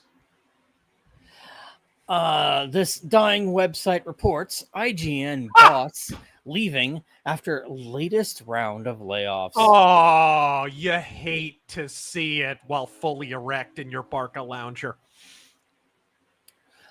The head of the biggest gaming site in the world is leaving the company at the end of August. Have some canned gasps or crying. That works too. I've got some advice for him. Dance like no one is watching, sing like no one is listening, love like you've never been hurt, and fuck like a goddamn retard. I saw the word retard. There we are. Oh crap! I lost my. Okay. You all right? Yeah. I just decided to do away with my camera for a second. There we are. So sometimes when I'll play a clip, it'll do away with my camera for some reason. Thanks, StreamYard. Let's see. Leaving the company in August. Irrelevant website has learned John Davidson, who has been IGN's publisher since joining back in 2019, told staff on Monday it was time for the next chapter. Oh, God. I love that. That's one of those phrases that's just like, oh, yes, we're sunsetting this game. Right. Yeah. The next chapter in what kind of story? A tragedy? The high-profile departure comes shortly after a big round of layoffs that saw multiple departments across the company impacted. Arriving just months before the start of the 2020 pandemic, Davison's tenure at IGN saw the site expanded to events like IGN Live and a market and analytics. Let me guess. IGN Live is IGN finally figured out that you have to live stream in the year 2023 after everyone on planet Earth already figured it out on YouTube. And market analytics. I can't imagine why they're losing jobs. I can't imagine. Platform called Gaming Trends. Under parent company. Sorry, Jordy Steinberg. The next chapter 11 bankruptcy. Yes. Continue. Under parent company Ziff Davis, Ziff IGN also Davis. made a massive acquisition last year in the form of the Gamer Network, a suite of European-facing gaming sites like Eurogamer, VG247, and Rock Paper Shotgun. I remember that, and then they fired everyone. Of course they did. Many of the sites were hit with mass layoffs at the time of the deal. There it is. Like they fired it. Hey, we're going to buy you and then basically just take you off to the glue factory. Yeah. It's called liquidation. You've been liquidated. Yes, you've been erased. One of the most valuable parts of that package, Digital Foundry, announced just last week that it had purchased all outstanding equity and to allow it to leave IGN and go fully independent. Didn't the previous editor-in-chief just quit like 3 years ago, if that? Like, I think the previous, if I'm not mistaken, the previous editor-in-chief works at Xbox now. And the proof, of course, is that now they refuse to hire anything that doesn't have a vagina. Isn't that right, Phil Spencer? But no, they literally, like, isn't that like Black Chick or whatever? Am I crazy? I thought they were only hiring H-1Bs. Yes. That's for tech support. It has to be Haji and or Apu or Babu. Yes, absolutely. Hey, at least Bill Gates has the tits covered, so that's good. Davison, who's 25 plus years in games media, included stints at EGM, Official PlayStation Magazine, and GameSpot. All dead. Yes. Starting to see a trend. Why did you hire this guy again? Right. Will be leaving IGN at a time when its future trajectory has never been more uncertain. No, I think it's pretty certain. If I'm on a plane that's going down and it's aimed at the side of a mountain, it's a lot of things, but it's not uncertain. Somebody's got to make the meme with death going to each door, and it's got EGM, PlayStation Magazine, GameSpot, and now it's IGN. Dude, and it's Davison. GameSpot, man. Oh, man. That's a name I have not heard in a long time. Right, dude. And he was a good friend. Dude, Hobo, you remember how many gaming websites we used to go to, like, whenever we would hang out? And now they're all gone. Like, they're all gone. Yes, the early days of the internet, man. Those were the good old days. Every last stinking one. You'd go to GameSpy, and then GameSpy.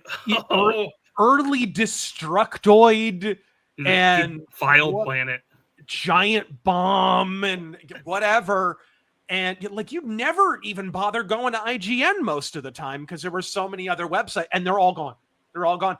And the proof, of course, is I used to do a series pre-Gamergate, basically, the downfall of gaming journalism. I was going a website and or publication at a time. Like, I did one on Game Informer as well. Did one on, I forget if I did one on G4, but I was going one website at a time. And dude, the gaming crash hit so hard, I started running out of websites halfway through because they were all going out of business. Dude, I had a joystick.com video ready to go. They went out of business before I could get it out. I'm not even joystick.com. I've never even heard of that one. Dude, No, joystick with a Q. With a Q. Oh, okay. Yeah. It's very modern. Yeah, very modern as a feminist armpit hair, I guess. Dude, apparently PC Gamer still exists. Like, I just in theory. I used to subscribe to their magazine. I got like a year subscription as a gift. Well, I mean, and back then they used to include remember they would include like a demo disc with the magazine. Yes. Dude, that was so cool. Yes. Every year they still have their little thing, the streamer thing that they do around. Is it around where E3 used to be? They do a PC gaming showcase or whatever the fuck it's called. Yep. But half of our audience doesn't even know what we're talking about. Like, they don't remember even game trailers existing. Game trailer. Yeah, back before Jeff Keighley was losing viewers at the Game Awards every single year, he was losing viewers at GameTrailers.com every single year. So, which is now just relegated to a fucking YouTube channel. It's literally just a YouTube channel, which is, I mean, that's fair. Everyone who used to be featured on Game Trailers jumped ship to YouTube a long ass time ago. So kind of like what happened with that guy with the glasses, right? They used to forbid anyone on that website from going on YouTube. And now everybody's on YouTube. The entire channel, awesome, whatever you want to call them. Knockside, a little off topic, but any thoughts on Alberta and their push for separation from Canada?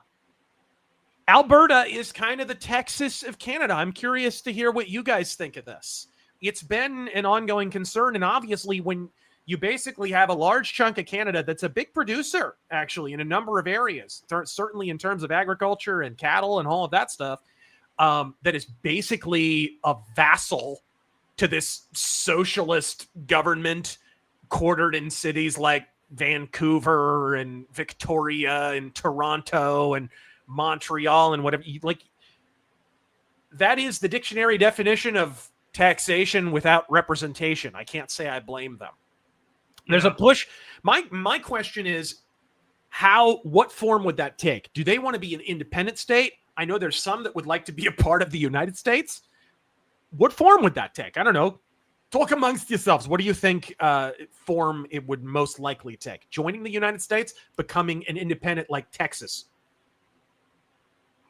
That's a really good question. I mean, I think a lot of them would probably want to join the U.S., but I mean, they have oil there, so they could probably survive as an independent state. But here's the thing: like, Canada would never let it happen, and the reason is they're basically, you can't drive across Canada without going through Alberta. You can't go around Alberta. You know what I mean? They could go around. There's a whole Yukon, whatever that's up there. Yeah, you can drive the Yukon swamp and whatever, frozen swamp. Tundra. No, they would never allow it to happen because it would disconnect the country in half.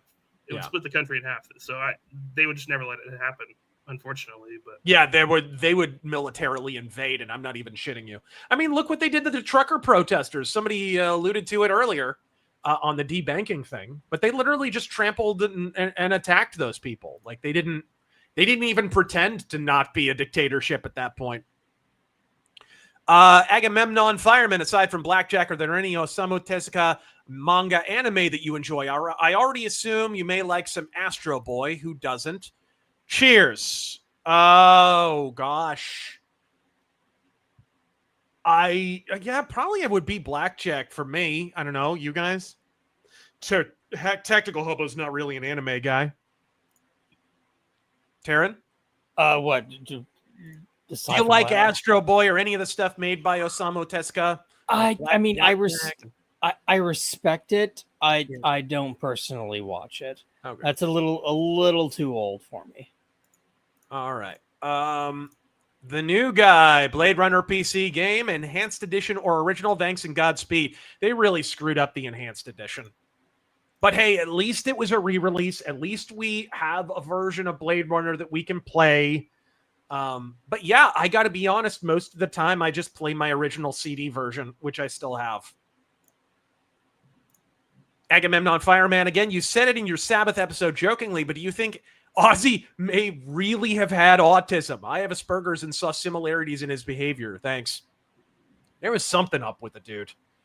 I don't know. He was very, very, very insecure about, once he split off from Black Sabbath, he was very insecure about whenever Black Sabbath would have success. Super, super insecure. And then he tried to buy the Black Sabbath name. Like he really, and people blame Sharon for that, but a lot of that was Ozzy Osbourne. Like straight up. It was actually him. So I don't know. Hobo, what do you think was the deal with Ozzy now that he's passed? Yeah, we haven't even discussed that, actually, because I haven't been on. Yeah, you weren't here for the Ozzy commemorative episode. Yeah, Ozzy. I've actually been watching, guilty pleasure. I've been watching the stupid Osbourne show on Tubi. So it's just interesting because you can see, like, kind of how he acts and everything. And believe it or not, he, compared to the rest of his family, he's like the most sane one on that show. Right. Crazy enough. No, it is funny. They kind of cast him as the normal dad in that show in a weird way. What's a good paying job where you get to keep your hair longer as a guy? I want to keep mine just a little bit longer than normal. I mean, honestly, it's more about how you wear it. You could even work at a fast food place as long as you keep that shit in a hairnet. It's fine. But yeah, it kind of depends on what you're going for. Rockstar, that's a good paying job. Rockstar, yeah. At least it used to be. Yeah, right. White House intern in the Biden administration with lipstick and a mustache. Yeah, that kind of thing. Before we move on, dude, Hobo, I have to ask you, the trans park ranger. Did you see this shit? Oh yeah, something about it. Yeah, just vaguely. Like, went up and just climbed up somewhere, and it was Yosemite National Park, and just like hung this flag. How appropriate, the national park where more hikers have disappeared than anywhere else in the world. Yeah, it's just like, obviously you're not supposed to be making like political statements at work if you work for the government, so Yeah, that's essentially proselytism on the government dime. That's China's job. The Major Spike 9000. Today I went in for surgery and fixed my deviated septum. My nose burns like Satan's grill and leaks just like one of my Japanese animes. But if healed right, I'll finally get to use both nostrils at once. I hear it's the shit. Yeah, I have to say, of all the things in the world, breathing, I highly recommend it. Big fan. I imagine Hulk Hogan would endorse it as well. Before we move on with all the super chats, we did get quite a few over on Rumble. Yeah. Hit us with them, man. Sad Wings Raging. Thank you for the 5. Is it me or does Letitia James look like Thulsa Doom in drag? She does have a James Earl Jones vibe to her. I have to be honest. Very much so. Ripping James Earl Jones. Matt G. Hammond, thank you for the 2. Did you see? Did I see what? Earth to Terran. I think we lost Terran. It is, by the way, we're just getting a thunderstorm here. I don't know if he lost his connection or whatever. My phone just started vibrating and saying storm alert. Well, if we lose the connection, you've been warned. It's coming down like cats and Korean cuisine out there. So just beware. I think Terran might have the rain might have affected his internet, but we'll leave him up just in case he comes back. Eject Terran, pull up. Yeah. I can jump over to Rumble and check those out, by the way, so don't worry, guys. We haven't lost anything. I will get to some of the others. Arjen Carlson. What do you think about the news that Russia is planning to import 1 million Indian workers by the end of the year? So much for nationalist Putin. Oh, I had not heard about that. I wonder if that's part of Russia feeling the strain from all the casualties they've had as a result of the Ukraine war. I mean, that's going to, because of the myth that the FDR and Truman administration basically invented and that our public school teachers push to this day, that World War II got us out of the Great Depression. We in America have this retarded idea that wars are good for business. They're not. They're terrible. They are economically disastrous. And if they're really, really deadly wars where lots of young men die, well, those are lots of productive young men who are dying. And you generally feel the economic strain of those wars for years and years to come. Case in point, World War II. After World War II ended, we not only weren't out of the Great Depression, we had an even deeper Great Depression in 1946, the year after World War II concluded for the U.S. So that's if I had to guess, I would say that's probably what's going on there. Thank you for the compliment on the shirt, Gunslinger. Remember the name of Gold Dust. All right. Adam, America has mobile dog massage vans. China has mobile human euthanasia vans. Interesting world we live in. Thank you for weighing in, Guaylo. Big Mike, Cracker Barrel, remove the cracker and the barrel. We can't have anything nice. Like the inside of a barrel, they are empty inside. I hate Millennial Core. Thank you for your attention in this matter. Godspeed. Dude, what do you think of that new Cracker Barrel logo? Man, it's like they don't even understand their audience that goes. They don't understand like the audience that goes there. You know what I mean? It's like they're trying to alienate their primary customers or something.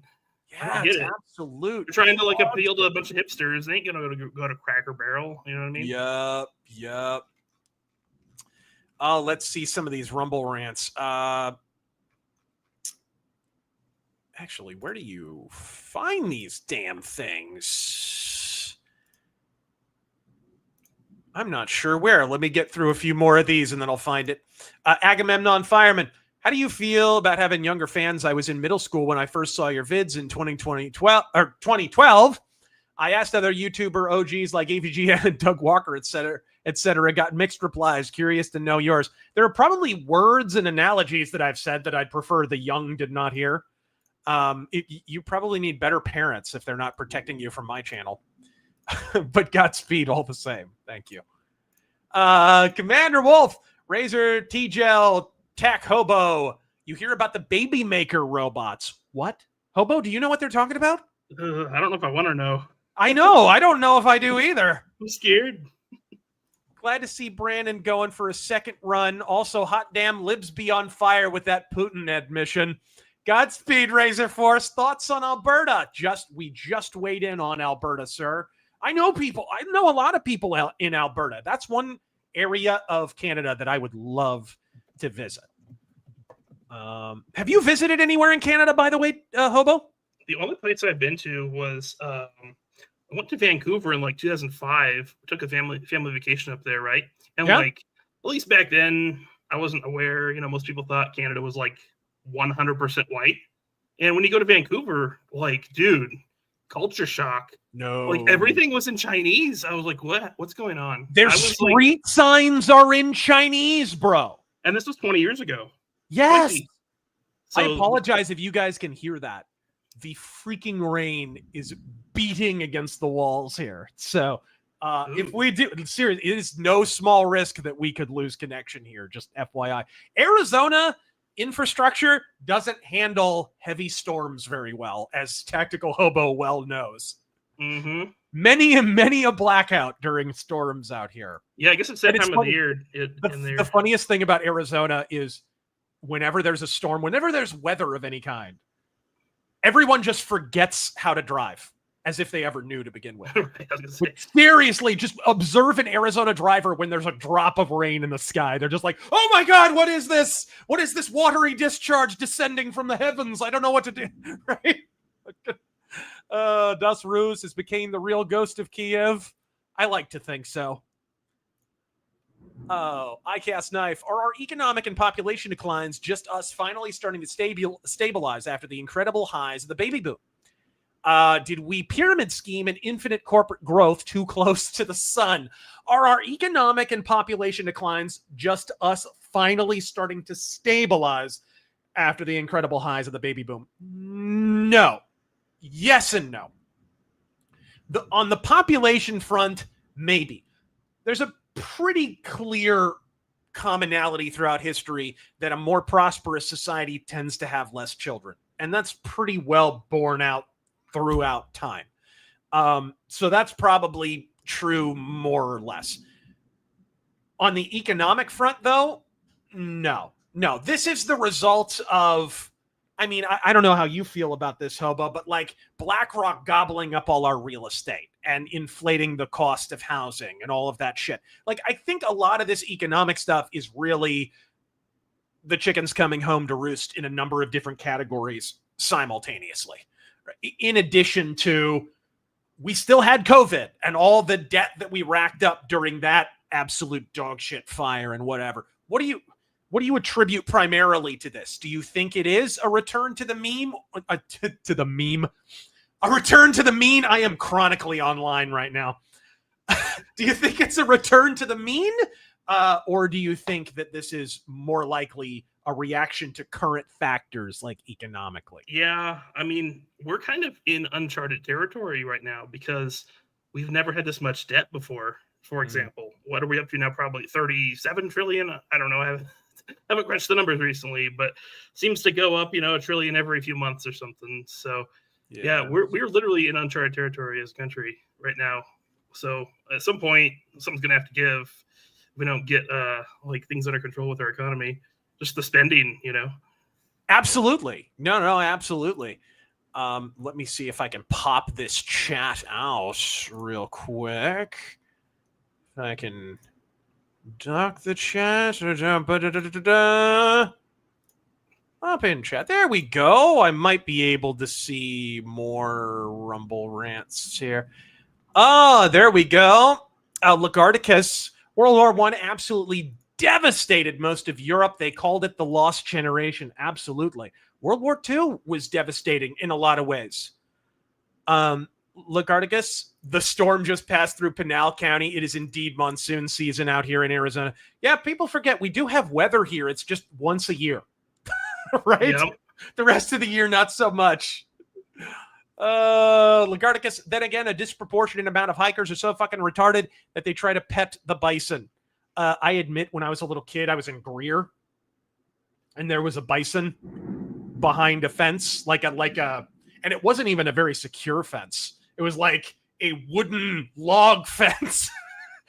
And I tried to pet the bison, I admit, but I was a retarded little kid. Okay, cut me a damn break. What happened? Nothing. It just kind of recoiled. That's all. Oh, okay. Nothing. It was fine. You ever been out to Greer? Yeah, I think so. Like, it's been a while, but yeah, that is some beautiful country up there, man. It is way up high in the mountains. My ears hate it because it's one of those places you drive up there and your ears pop like 90 times. But yeah, you're up at like 9,000 feet or something up there, or something like that. Oh, I heard that big thunderclap there. Yep, absolutely. And the alarm is some car alarms going off too. Yes, you can hear all that over. The freaking thunder went off so loudly that it set off car alarms. Hold on a second. If you could read one of these chats real quick while I check what's going on. Oh, yeah. Let's see. Is it just me, or do all the worst things of the 20th and 21st century have some kind of connective tissue to communism/Marxism? It's not just you. Okay. Sorry, had to make sure my my alarm was turned off there. All right. Anyways, freaking, that's how hard the lightning is coming down, guys. Jeez. I apologize if we get cut off early here. It wouldn't be early technically because we're almost at the 2-hour mark. We're actually going a little over here. Oh, Tyran's back. Hey, did you lose connection because of this freaking storm? Magneto lives. Yeah. There was a crack and thunder, and then everything went out. Wow, dude, crazy. I hope I don't lose power. We apologize in advance if that does happen. Arizona doesn't do weather. So let's see here. Could you pull up those Rumble rants? Because I couldn't find them. My shit like all went down and reloaded. I might have to go back to the website. Hold on. Okay. Hopefully they're still there. Sea Striker, is it just me, or do all the worst things of the 20th and 21st century have some kind of connective tissue to communism and Marxism? Well, if there was a theme in the 20th century, it was not Hitler and fascism, right? It was communism. The Cold War lasted way longer than World War II. And communism preceded the advent of fascism, which is how you know you are the victim of propaganda. We have turned a relatively short conflict with fascism and Nazism into the theme of the 20th century, and we have completely memory holed the long march, the long struggle, the tens of millions conservatively that died due to communism and the resultant starvation and war and pogroms and ethnic cleansing that resulted from communism. We have completely memory holed that. And that is important to point out. Lagarticus, thank you so much.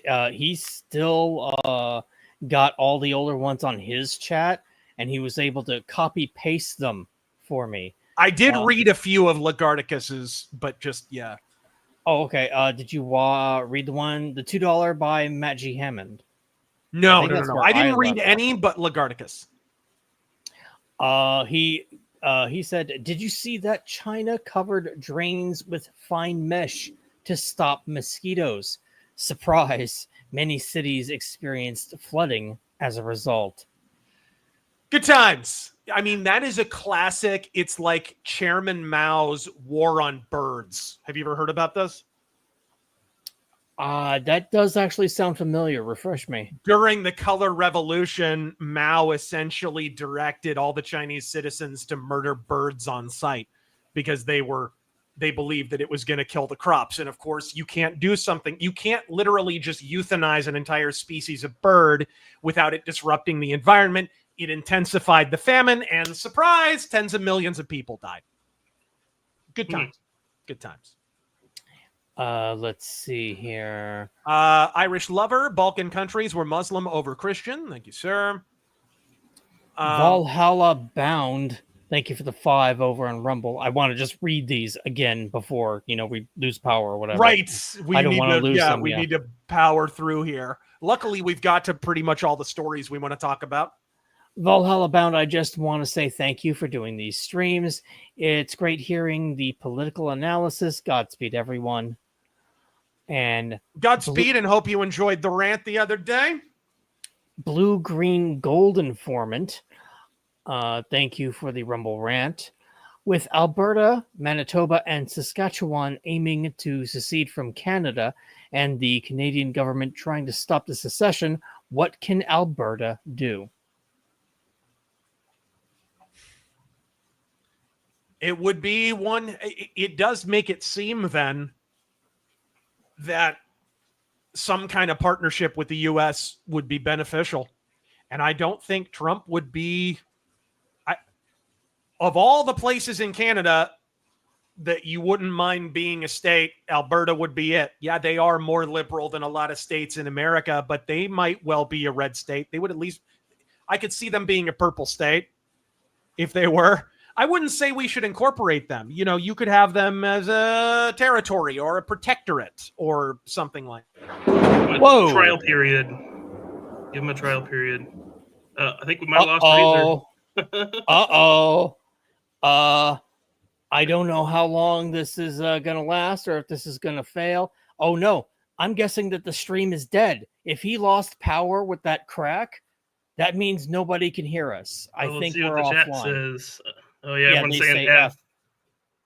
Yep. That you guys was still hear us? No. If they his can. piece, They can still hear us. Wait, you can hear us? But Yeah, how? He's the one streaming. Or is it chat? Yeah, they can still hear us. It's just you and me, Taryn. It's all on us so now. He's not broadcasting. It is actually StreamYard. Yeah, apparently. He's broadcasting himself to StreamYard. That's how it works. Okay. Oh, all right. So now this is the Technical Hobo and Terran Hour. How are we all doing? I know I'm doing great. How is it up there in, doing your job and whatnot? Oh, it's all right. Yeah, I live in Nevada now, for those of you that didn't know. Moved a few months ago. So, yeah, it's interesting. Let me see if I can read some of these while he's gone. I don't know where he left off. I apologize if I'm repeating a few. You know what? I'll start from the end. That way I know I'm not repeating any. Cesario. Power went off for a sec. Be right back. All right, he's on his way back, guys. Cesario. Hope George Alexopoulos gets conservative slop reposters on Twitter in trouble for reposting his stuff without accreditation. Especially Ian Chong. Yes, absolutely. And thank you for that 5. Uzi Patrol. Were you a fan of Focus on the Family? I was a huge fan of the Boundless Zine. Or Zine. Godspeed and God bless Dr. Dobson's memory. I have no idea what any of that means. You? Focus on the Family. I think that's some like Christian organization. That's all I really know about it. Dr. Admiral, thank you for the 20. Razor. Hey. Oh, hey, Sorry just in about time. that. Power did go out for a second. And, dude, it was that only, one. That one scared the shit out of me. That one was loud. I am so sorry, you guys. Again, we did warn you. This thunderstorm is nuts. Came out of the nowhere. Shy Coms finally got him, guys. He was talking. I know they got me. They got me. I appreciate you guys rolling through the super chats in my absence. Well, we only read 3, so. Actually, this one was aimed at you. Dr. Admiral, thank you for the 20. Razor, you own a C96. I've been wanting to own one for a long time. It's one of my holy grail items. What would you say would be a reasonable price for one today? Godspeed. Oh, man, I have no idea. I got real lucky on mine. It's a parts gun. So it was like, I didn't even pay $1,000 for it. You're not going to find that on a Mauser today. You're just not.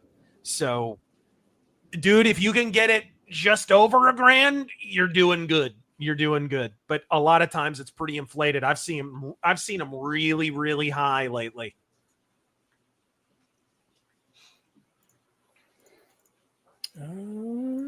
We got a new Rumble rant while you were gone. Dangerous Spaces.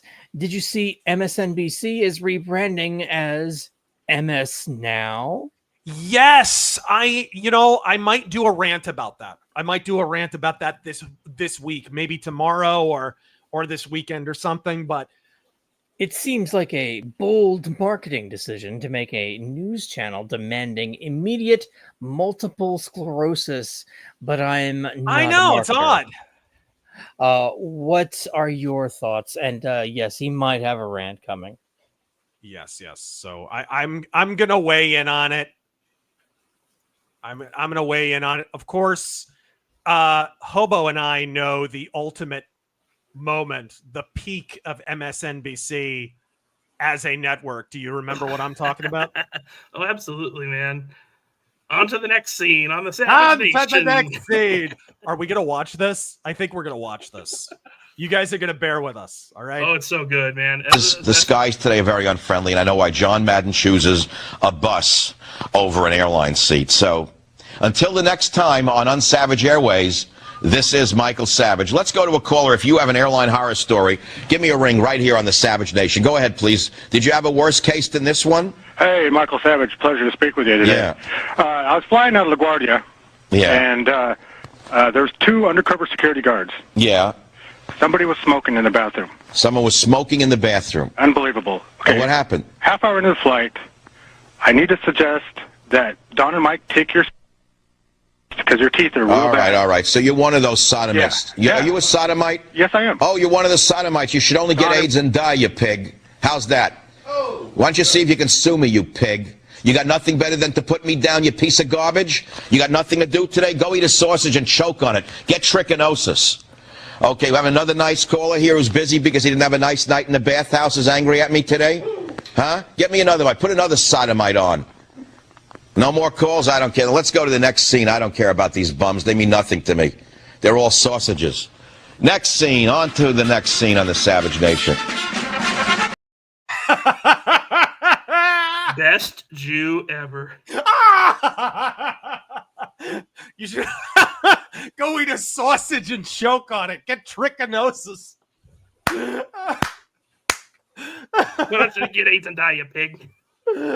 Oh, it's glorious, bro. That's absolutely glorious. Oh, Godspeed, Michael Savage. My, you are the wind beneath my wing, Dr. Savage. All right. Russia has this conflict won militarily. Ukraine has been losing battalions daily, and their manpower is shrinking. Zelensky has ideological ties to Stepan Bandera.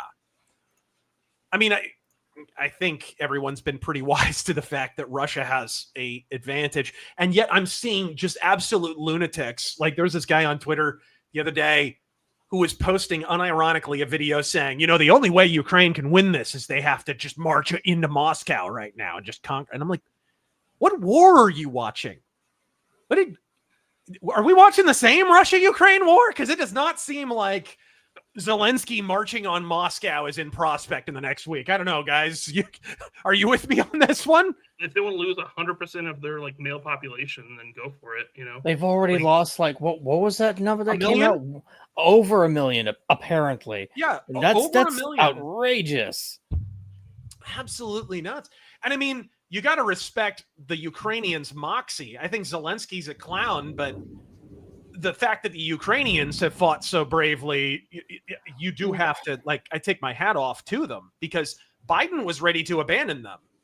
Right? He was straight up, hey, Zelensky, you want a free ride out of there? We'll pretty much just hand you over to Russia. You know what I mean? And he's like, no, screw you. You have to respect the Ukrainians, if not so much Zelensky. But yeah, I mean, that moxie is there, but I'm not sure how willing it is. You've seen the videos of kids and, you know, any young man being just ripped off the streets and forced into servitude. All right. Yeah, the Mastodon guitarist died in a motorcycle accident. I heard about that, yeah. What the hell, dude? All right. In England, protests are popping off. Godspeed. Oh, thank you, sir. Good luck to him. Yeah, I think it's a little late for that. Oh, no, not again. Bloody hell. Yep. It froze on in the perfect moment. Oh, wait. Is he back? No, hey? I didn't. Okay. I froze for a minute there. Yeah. Hey, welcome back. Yeah. Yeah, we better burn through these as much as we can. Keep in mind, we'll still have your super chats. And of course, we're going to stream tomorrow for arcade. So we can get through some of these if we're not able to get through them because of the storm, which is still raging. Name. Oh, actually, we already read that one. Let's see here.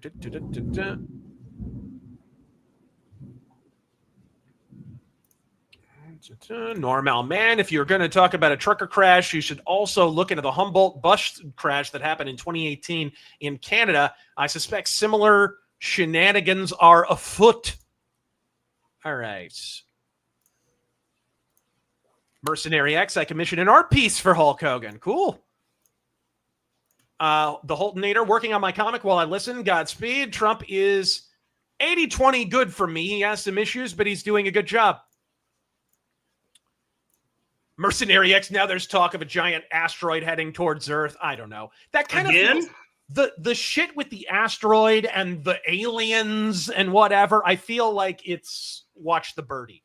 I don't know. How do you feel? We got to send Bruce Willis up, but he's got that aphasia. I don't know if it's going to work. Right. Medieval Syphilis was just listening to the Shadow Radio Show archives before the stream. He blew up an island of Puerto Rican smugglers. God, it's based. Thanks for getting me into it. There's some amazing episodes of the Shadow. Normal man, stop beating big balls. Someone tell that to the amazing atheist. Oh, sorry, that's boiling big balls.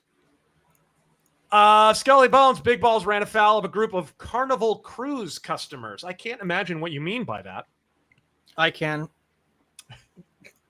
Ben Mengerir. Razor, what do you think about Trump saying he wants to earn his way to heaven? Comments. People seem to forget that he most likely believes in God.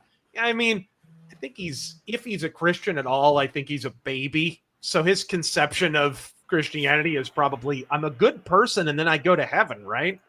As a lot of young Christians are. It's not really theologically accurate, but hey, whatever, baby steps. I don't take it too seriously. I saw people claiming it was a heresy and like losing their mind over it. It's like, dang. Kietel, doesn't Trump take AI PAC bribes? Only ones who doesn't are on the Track AI PAC website. I don't really trust that website, first off. And second, did you ever see the side-by-side on what AI PAC spends on American politicians and lobbying? Which, again, you can solve this by just cutting down on lobbying, right? If you cut down on the size of government and the size of regulations, then there's no incentive for lobbying. Because there's no one to bribe at that point. This has been my argument for a long, long time. If you're pissed about special interest groups of any kind, right? But like AI PAC, I think in the last couple of years has spent about $50 million, which is a lunatic sum of money. Until you look at like Amazon, which is almost 200 million. And it's like, oh, it's like a small fry. You know what I mean? I just say do away with lobbying entirely by killing the infrastructure that they're able to bribe. I think that's your only solution. This is the logical disconnect with a lot of people on the right. They think they can just seize the levers of power and the problem goes away. No, you seize the levers of power and then the people who want to bribe you even harder. And if you think you're going to get 10 people together and all 10 of them are not going to be amenable to bribes, you're fucking kidding yourself. You're absolutely kidding yourself. Humble dirt merchant. Trump needs to bring back Nixon's White House. Whoops, we read that. Looked up the Nixon uniform. Thank you, sir. Oh, Phantom Lord. Wonder what the Russians would think if they saw a bunch of Mach 2 bumblebees on their radar. Who knows? All right. Cambodia nominated Trump for the Nobel Peace Prize, huh? That's right. Best news out of Cambodia in a long time. All part of one of the 6 conflicts he has ended in the past 6 months. I don't think any president has done that before in history. Ooh, this will be an interesting one. Hobo, what do you think of this? Have you heard anything about Trump declaring war on the cartels?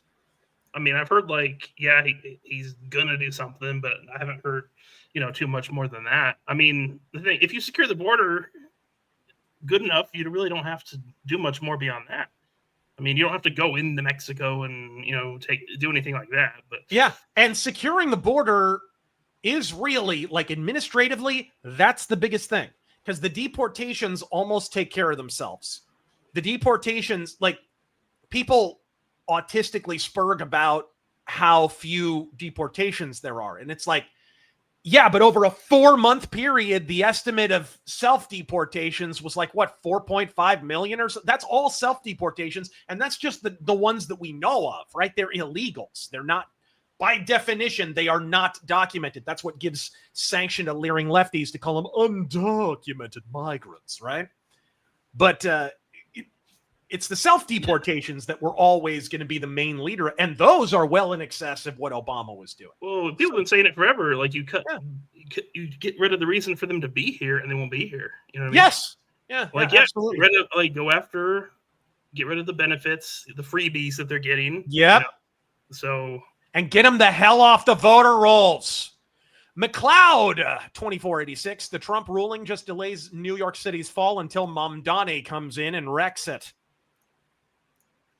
I mean, you have dude, it's a rock and a hard place in New York City. Mamdani's not even in office yet, and you do have other choices, but the other choices are equally odious. They're just not explicit Muslim communists. Mr. E, we're finally having a debate in Canada about castle doctrine laws after a man was arrested for defending his home during a break-in. Never give up your rights, my USA friends. Stay safe. Stay Second Amendment. Godspeed. Yeah, I did hear about that. See? Jews in space. It's true. Where's the laser, though? Chad Williams, is the Chad Newsom and Luigi ticket the future of the Democratic Party? God, I hope so. God, I hope so. Oh, the redoing of the census and redistricting is the 1-2 punch for California. Absolutely. It is not a coincidence that after Texas started talking about the census and all the redistricting stuff, all of a sudden Newsom jumps into action on this. I mean, it's hilarious. The hilarious part to me is just the baldness of it. The way that Newsom just comes right out with, oh, you're going to rig your elections, are you? Well, we're going to rig them even harder. Like he's basically just throwing it out there, not even pretending. How many decades were we sitting there talking about how redistricting was absolutely disadvantaging Republicans? Like even red states do gerrymander, but they're shitty at it. This is what you have to understand. Percentage-wise, Republicans are underrepresented. Census-wise. In Texas. Like, Texas is shitty at representing Republicans. They are actually underrepresented per the census. And that through line follows for pretty much every single red state. Blue states, they got their shit in order, man. They got their shit, and they not only have the blue states, they're not only skewed toward the blue voters, they're skewed toward non-citizen blue voters. You know what I mean? They do not leave anything to chance. Remember, it's only gerrymandering when Republicans do it. It's absolutely true. Dude, we got districts here in freaking Phoenix. My goodness. There's one district that is literally like, what in the world are you doing there? And it's like this super narrow corridor. Funny, right along the light rail. That's funny. JGGR, I'd happily send them a few California voters back. Come on, guys, let's give Newsom a stronger base. Send those Californians back. Yeehaw. Were you done, by the way, with Rumble rants? I forget. I think there might have been a couple more as we were speaking. Let me check. Yes, we did get everybody a few more on Rumble. We're trying to wrap this up before we get freaking rained out again. The engaged few. Thank you for the 5. Just a reminder that we're coming up on the anniversary of John McCain's finest act, and I'm still happy about it. Oh my God. Yes. I'm not saying I didn't flip off his funeral procession. All right, Mercenary X, this helps against the Gabe Newell deplatforming. Oh, yeah, the debanking stuff. There we go. Yeah, MasterCard and Visa will keep supporting Roadblocks. All right. Angela Rose, hey, Razor, I appreciate your fitness advice a couple streams ago. I'm curious, what's your usual workout playlist? I usually listen to metal, but like to mix it up with new wave, AOR, and even jazz. Somebody mentioned the Shadow radio drama. I listen to radio shows. I'll listen to like Richard Diamond, Private Detective, which blows my mind, by the way. His name is Dick Diamond, and they got away with that in the 50s. That blows my freaking mind. Anyway, Richard Diamond, Private Detective, the lives of Harry Lime, the Shadow, Sam Spade, Private Detective, The Adventures of Philip Marlowe. I'll listen to all that stuff. It's a good time to listen to podcasts, too, if you are a fan of those. Now, working out is like, I like my workout to last, I like it to be more intense, last about 20 to 30 minutes or something. And that's pretty much perfect time for either a shorter podcast or a radio drama. Radio dramas are pretty much 30 minutes on the button. Commodore Fan, what is this presidential directive? I assume he means the debanking. What does it mean for users of services like PayPal? Will they be subject to this? Also, get a member-owned credit union account. That's true. Credit unions have been a better deal than banks for some time. Does it work for PayPal? That's a gray, like an old person's pubes. It's a bit of a gray area. It is, because PayPal now have credit cards. They essentially function as a bank in a lot of ways. They have like business accounts and all. I mean, shoot, I've gotten mail from PayPal that's like, hey, open a business account, get a credit card, all that shit. Like, I get like bank style emails from PayPal and stuff. So they should be vulnerable to it. Are they? Who knows? How much do they bribe our politicians? And again, that brings us back to the lobbying point. If you have problems with companies like this, with banks and such that are corrupt, with AI PAC, with all of this, your problem is with our lobbying system. We want to cut them. We don't want to just cut down AI PAC and then have another AI PAC grow up where they were. We want to cut off the entire system at the kneecaps. And conservatives are shitty at thinking systemically in this way. The left are brilliant at it. The right are completely retarded on this point. They really don't understand civics in a lot of ways. It's like they just want political vengeance, and that has utility to a point. But you do ultimately have to actually enact some of this stuff. Emperor Soft Turtle. Trump is now reviewing all 55 million visas in use for more deportations. I didn't know we could win this hard. I didn't hear about that. I just heard it like a couple of hours before we started. Oh, did it break? Okay, so that must be why I missed it. I was getting ready for the stream. Mercenary Acts watches Visa and MasterCard openly defy Orange Man. It's going to be very public. They'll do anything to protect Roblox as well. Did you see Roblox's response? Oh, yeah. Yeah. Shit, like, they're indignant that there are kids being freaking suffering at the hands of predators on their platform. They fucking banned the guy who brought attention to it. It's crazy. Full cover-up mode. McLeod, high crime accelerates cashless, more secure. All right, let's see here. Ace, the reason these big banks have gone woke is because of Chinese and Saudi investors. Look into who controls those banks, and you'll find that it isn't the Dems, it's their masters. Godspeed. All right, cool. Are you familiar with the book The Naked Communist? They talk about a push to redistrict California under the purpose of making it impossible for the Democratic Party to lose. I have heard of that book. I need to put that on the reading list. Lately, I have been reading the series, the trilogy of Mao and Communist Chinese Party biographies by Decoder, who I recommended earlier. Dr. Raspberry, glad to see the government strong-arming this issue. You're going to hear Democrats scream, they're a private business, despite the status of a Fed. Exactly. I just want to point out my weather widget in the bottom corner. There is rain coming in about 2.5 hours. Yeah, you're really on the ball there. No, probably means it's just going to intensify in a couple of hours. Oh, great. Good time. Oh, here we go. Speaking of China, Tencent owns the right to System Shock 3. This tyranny cannot stand. We must liberate the IP from their dirty yellow clutches. Yeah, I don't understand what happened there. Oh, I mean, I guess I do. Underworld Ascendant didn't sell well. Everybody dogpiled on it. So now in order to raise capital, they sold the System Shock 3 project to Communist China. And now we're screwed and probably never get System Shock 3, which is retarded because we just got an excellent System Shock remake. That was probably my game of the year that year.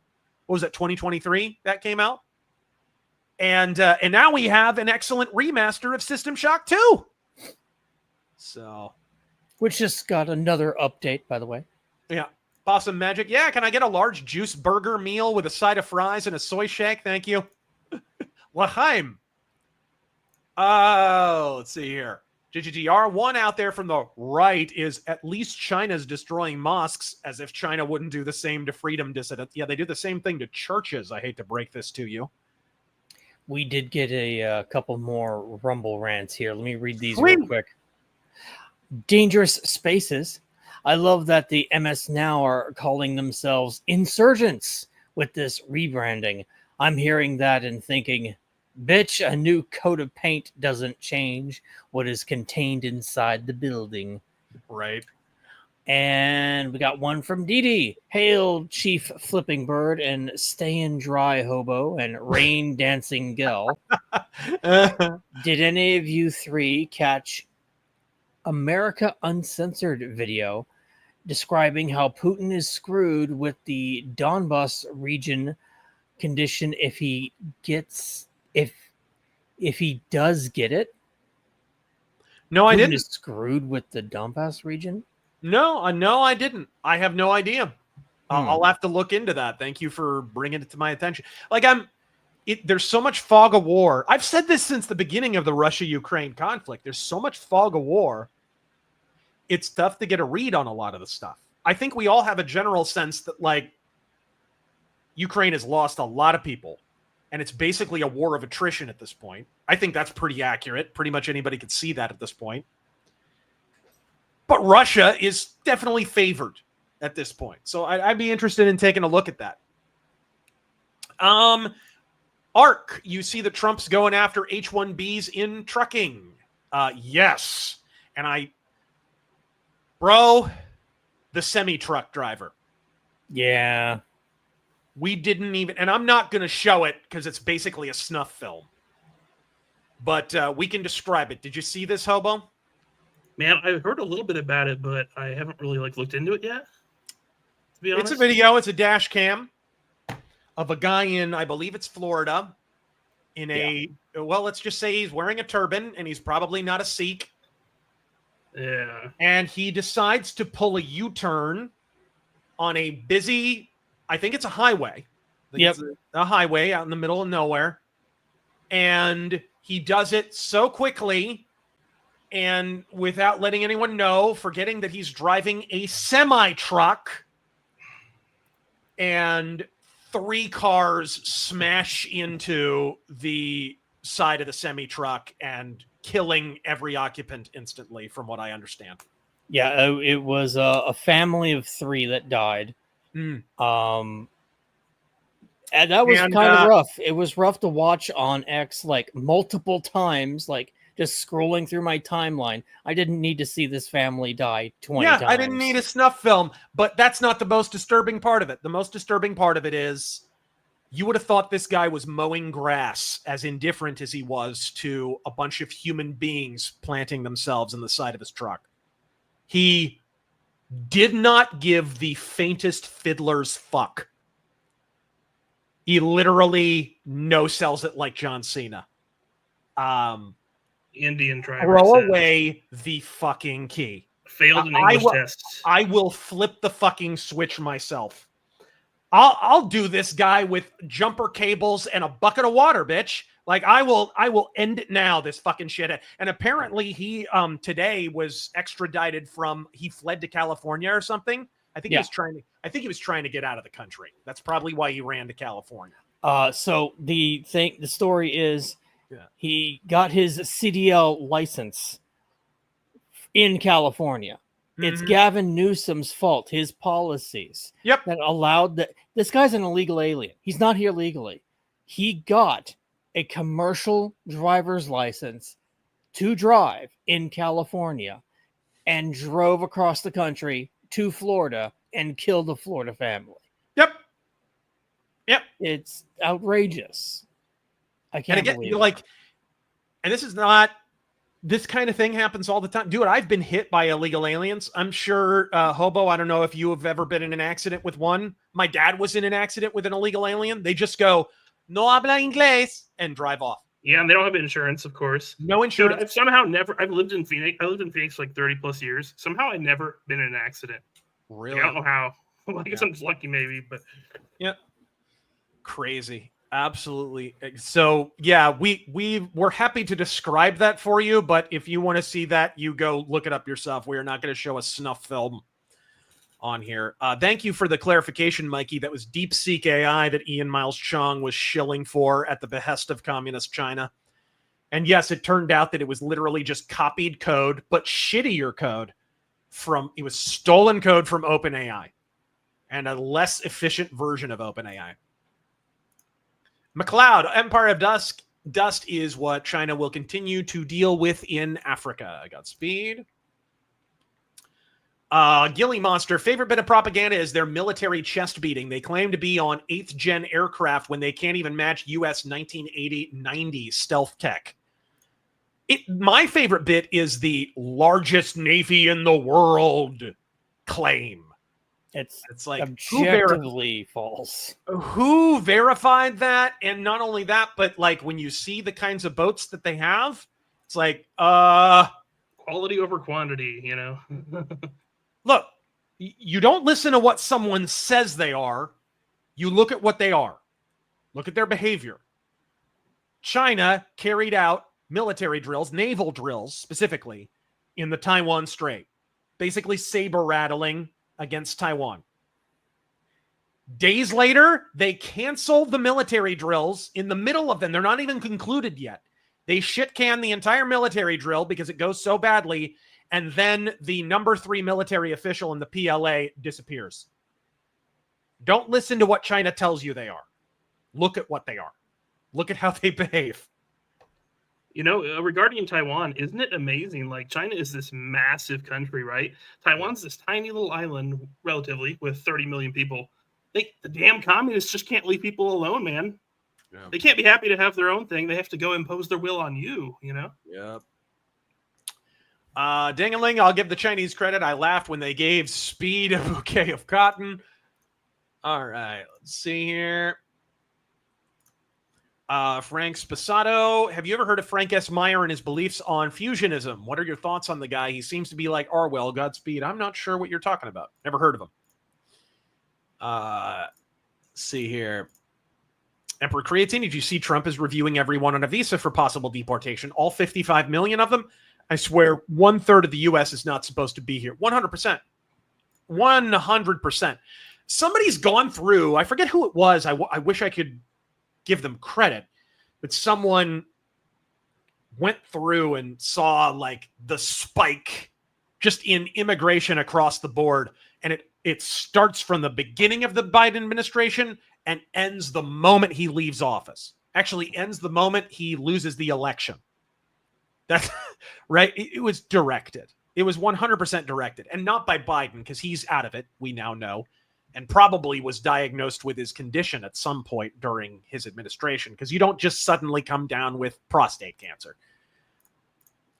J.W. Lancaster, thoughts on U.S. maybe acquiring a stake in Intel? I actually hadn't heard about that. Neither have I.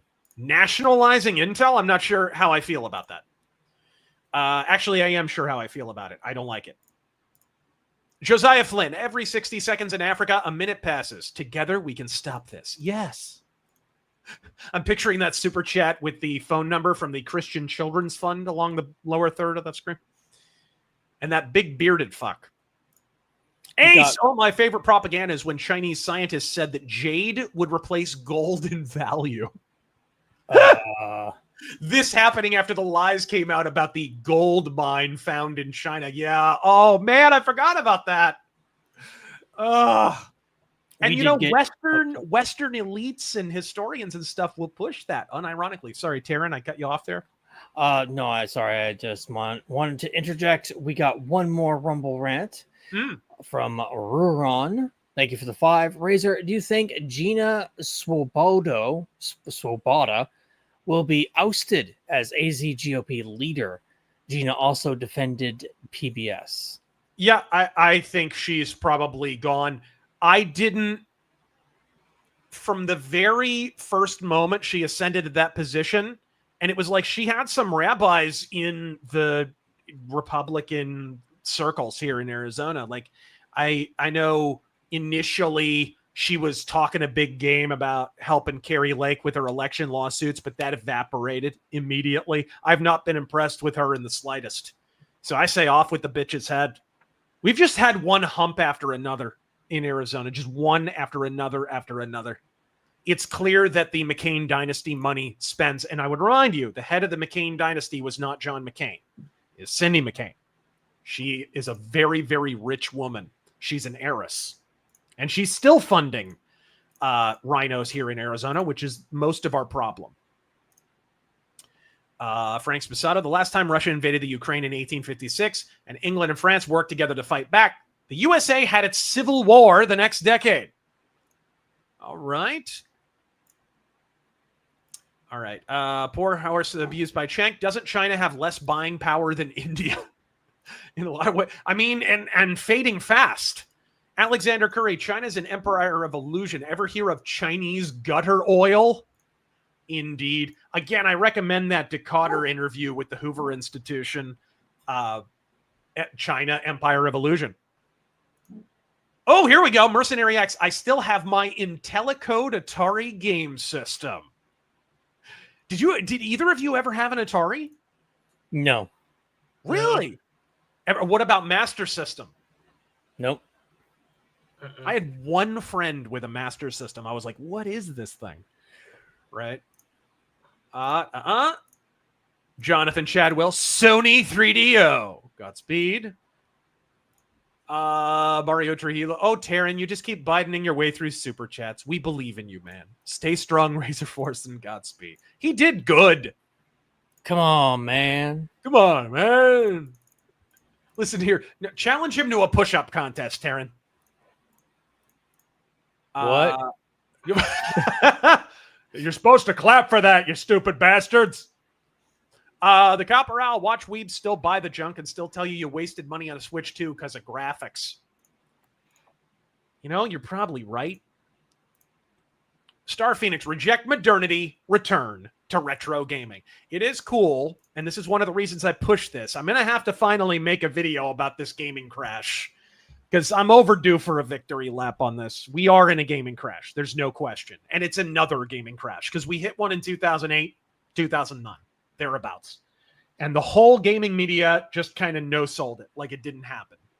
But this, we cannot no-sell. I just saw Ubisoft try to cope and claim that Assassin's Creed Shadows is the best-selling game of the year. Did either of you guys see this? Yeah. Just why? Why What? lie? All right. One game, I don't know why. I bought a PS5 with no games to buy. In console wars, exclusives are key. Watch it fly by as it ports to PC. Thank you, Gul Dukat, for that song. I don't know what tune that is to, though, so I'm not going to sing it. But I read it in verse. All right, Bar One Studios. Adam Warren covers. Full stop. Godspeed. Magnum Norse. What did the leper say to the prostitute? And keep the tip. Godspeed. Thank you, Dad. Vault 5 Dweller. Hey, what are the best Western games you've played? We've all played Western games. Call of Juarez 1 is one of my favorites ever. Call of Juarez Bound by Blood is up there as well. Red Dead, of course. Red Dead 2 probably over 1 just because the simulation and role-playing aspects are a lot stronger in 2 than 1.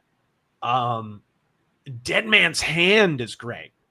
Did you see, by the way, they're going to be remastering Outlaws? Yeah, I caught that. They are remastering LucasArts Outlaws, the old Western shooter with a really gnarly art style. Hobo, have you ever played any like Western video games? Oh yeah, I played Outlaws a little bit back Yeah? in the day.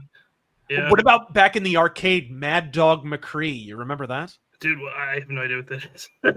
It was a live-action FMV game. Okay, it sounds familiar. Light gun game. Oh, it was so dick cheese. Those were cool. I think I'm getting the name right. Mad Dog McCree. Am I drunk? Dog This McCree. was a thing, correct? Uh-oh. Maybe he's just lagging. Mad Dog McCree, 1990. Oh, okay. This is yeah. I kind of remember that. Old school, 1990. Oh, is he back? I'll take this opportunity to read a Rumble rant. Oh, wow, we got a couple more. Dangerous Spaces. Maybe this was just me, but the driver dead set looked at times like he was annoyed because he was being inconvenienced over having to deal with killing 3 people. I damn near blew a blood vessel. Yeah, me too. Matt G. Hammond, the Indian trucker crossed via an official use only turnaround lane instead of going to the next exit. Oh, yeah. Ruron, what are your thoughts on JD Vance as of now? Whom would you like to see as VP? Thoughts on Marco Rubio as VP? It's tough. I mean, I definitely see JD Vance as running in 2028. I don't know who his VP would be. I'd say it's a little early to say Marco Rubio. Who would you want ideally, Hobo? Yeah, I mean, I'd say Vance is probably like one of the better choices. Rubio, I don't know. I'm still waiting to see how he does, fully before I start trusting him, because he's kind of, but I wouldn't fully trust. I don't know if I would fully trust Marco Rubio just yet. I mean, Pete Hegseth, Mr. he's Tiny doing Hands okay. guy or whatever. Yeah, Hegseth, yeah. People want Miller. John Beck, have you heard Commodore employees bought the company? They're going to be making Commodore systems. See Commodore.net. Thoughts? I mean, good luck to them. Releasing an entire system now in these times? I don't know, man. Is it just like a retro thing, or are they recently releasing like a new console with new stuff? That's the question. I mean, Intellivision tried making a console, and that didn't end well. But hey, good luck to them, right? It's a tough market. I mean, you got like to go up against Nintendo and Sony and Microsoft. Yeah, you'd have to be kind of crazy to try and go up against all three of those. But yeah, good luck to them. More competition's good. Let's go over here. I'll read the latest ones because the way this works is. Oh, wait. Hey. Yep. Good old Rain. We might do one or two more and then wrap it up because we'll be able to read these super chats tomorrow. I don't want our whole stream to get killed or something. Yeah. And with apologies to you guys, this has been an absolute blast of a stream. Oh, Mercenary X, at least not the government. If I, for one, do not respect Ukraine in the slightest, at least not the government. Well, you and everyone else with half a brain. Yep. Where did we leave off on the super chats? True Nubs, Hobbies, and Gaming. I can remember losing my shit when I first played Unreal Tournament back in '99. Hobo and I know all about that one. Yeah. I used to LAN that game, man. Dude, we used to LAN party the shit out of that. And Jedi Knight. And Warcraft 3. StarCraft, dude. We used to do StarCraft. My parents we had a home network. Yeah. Had a home. A little bit there, Razor. Are you muted? I can hear him. You can't hear me? Can't hear you. I can't hear you either, Taryn. Are you there? Oh. Okay. Well, in case you guys at home can hear us, we're going to go ahead and wrap up here. Tomorrow, we're going to get through the rest of these. We apologize.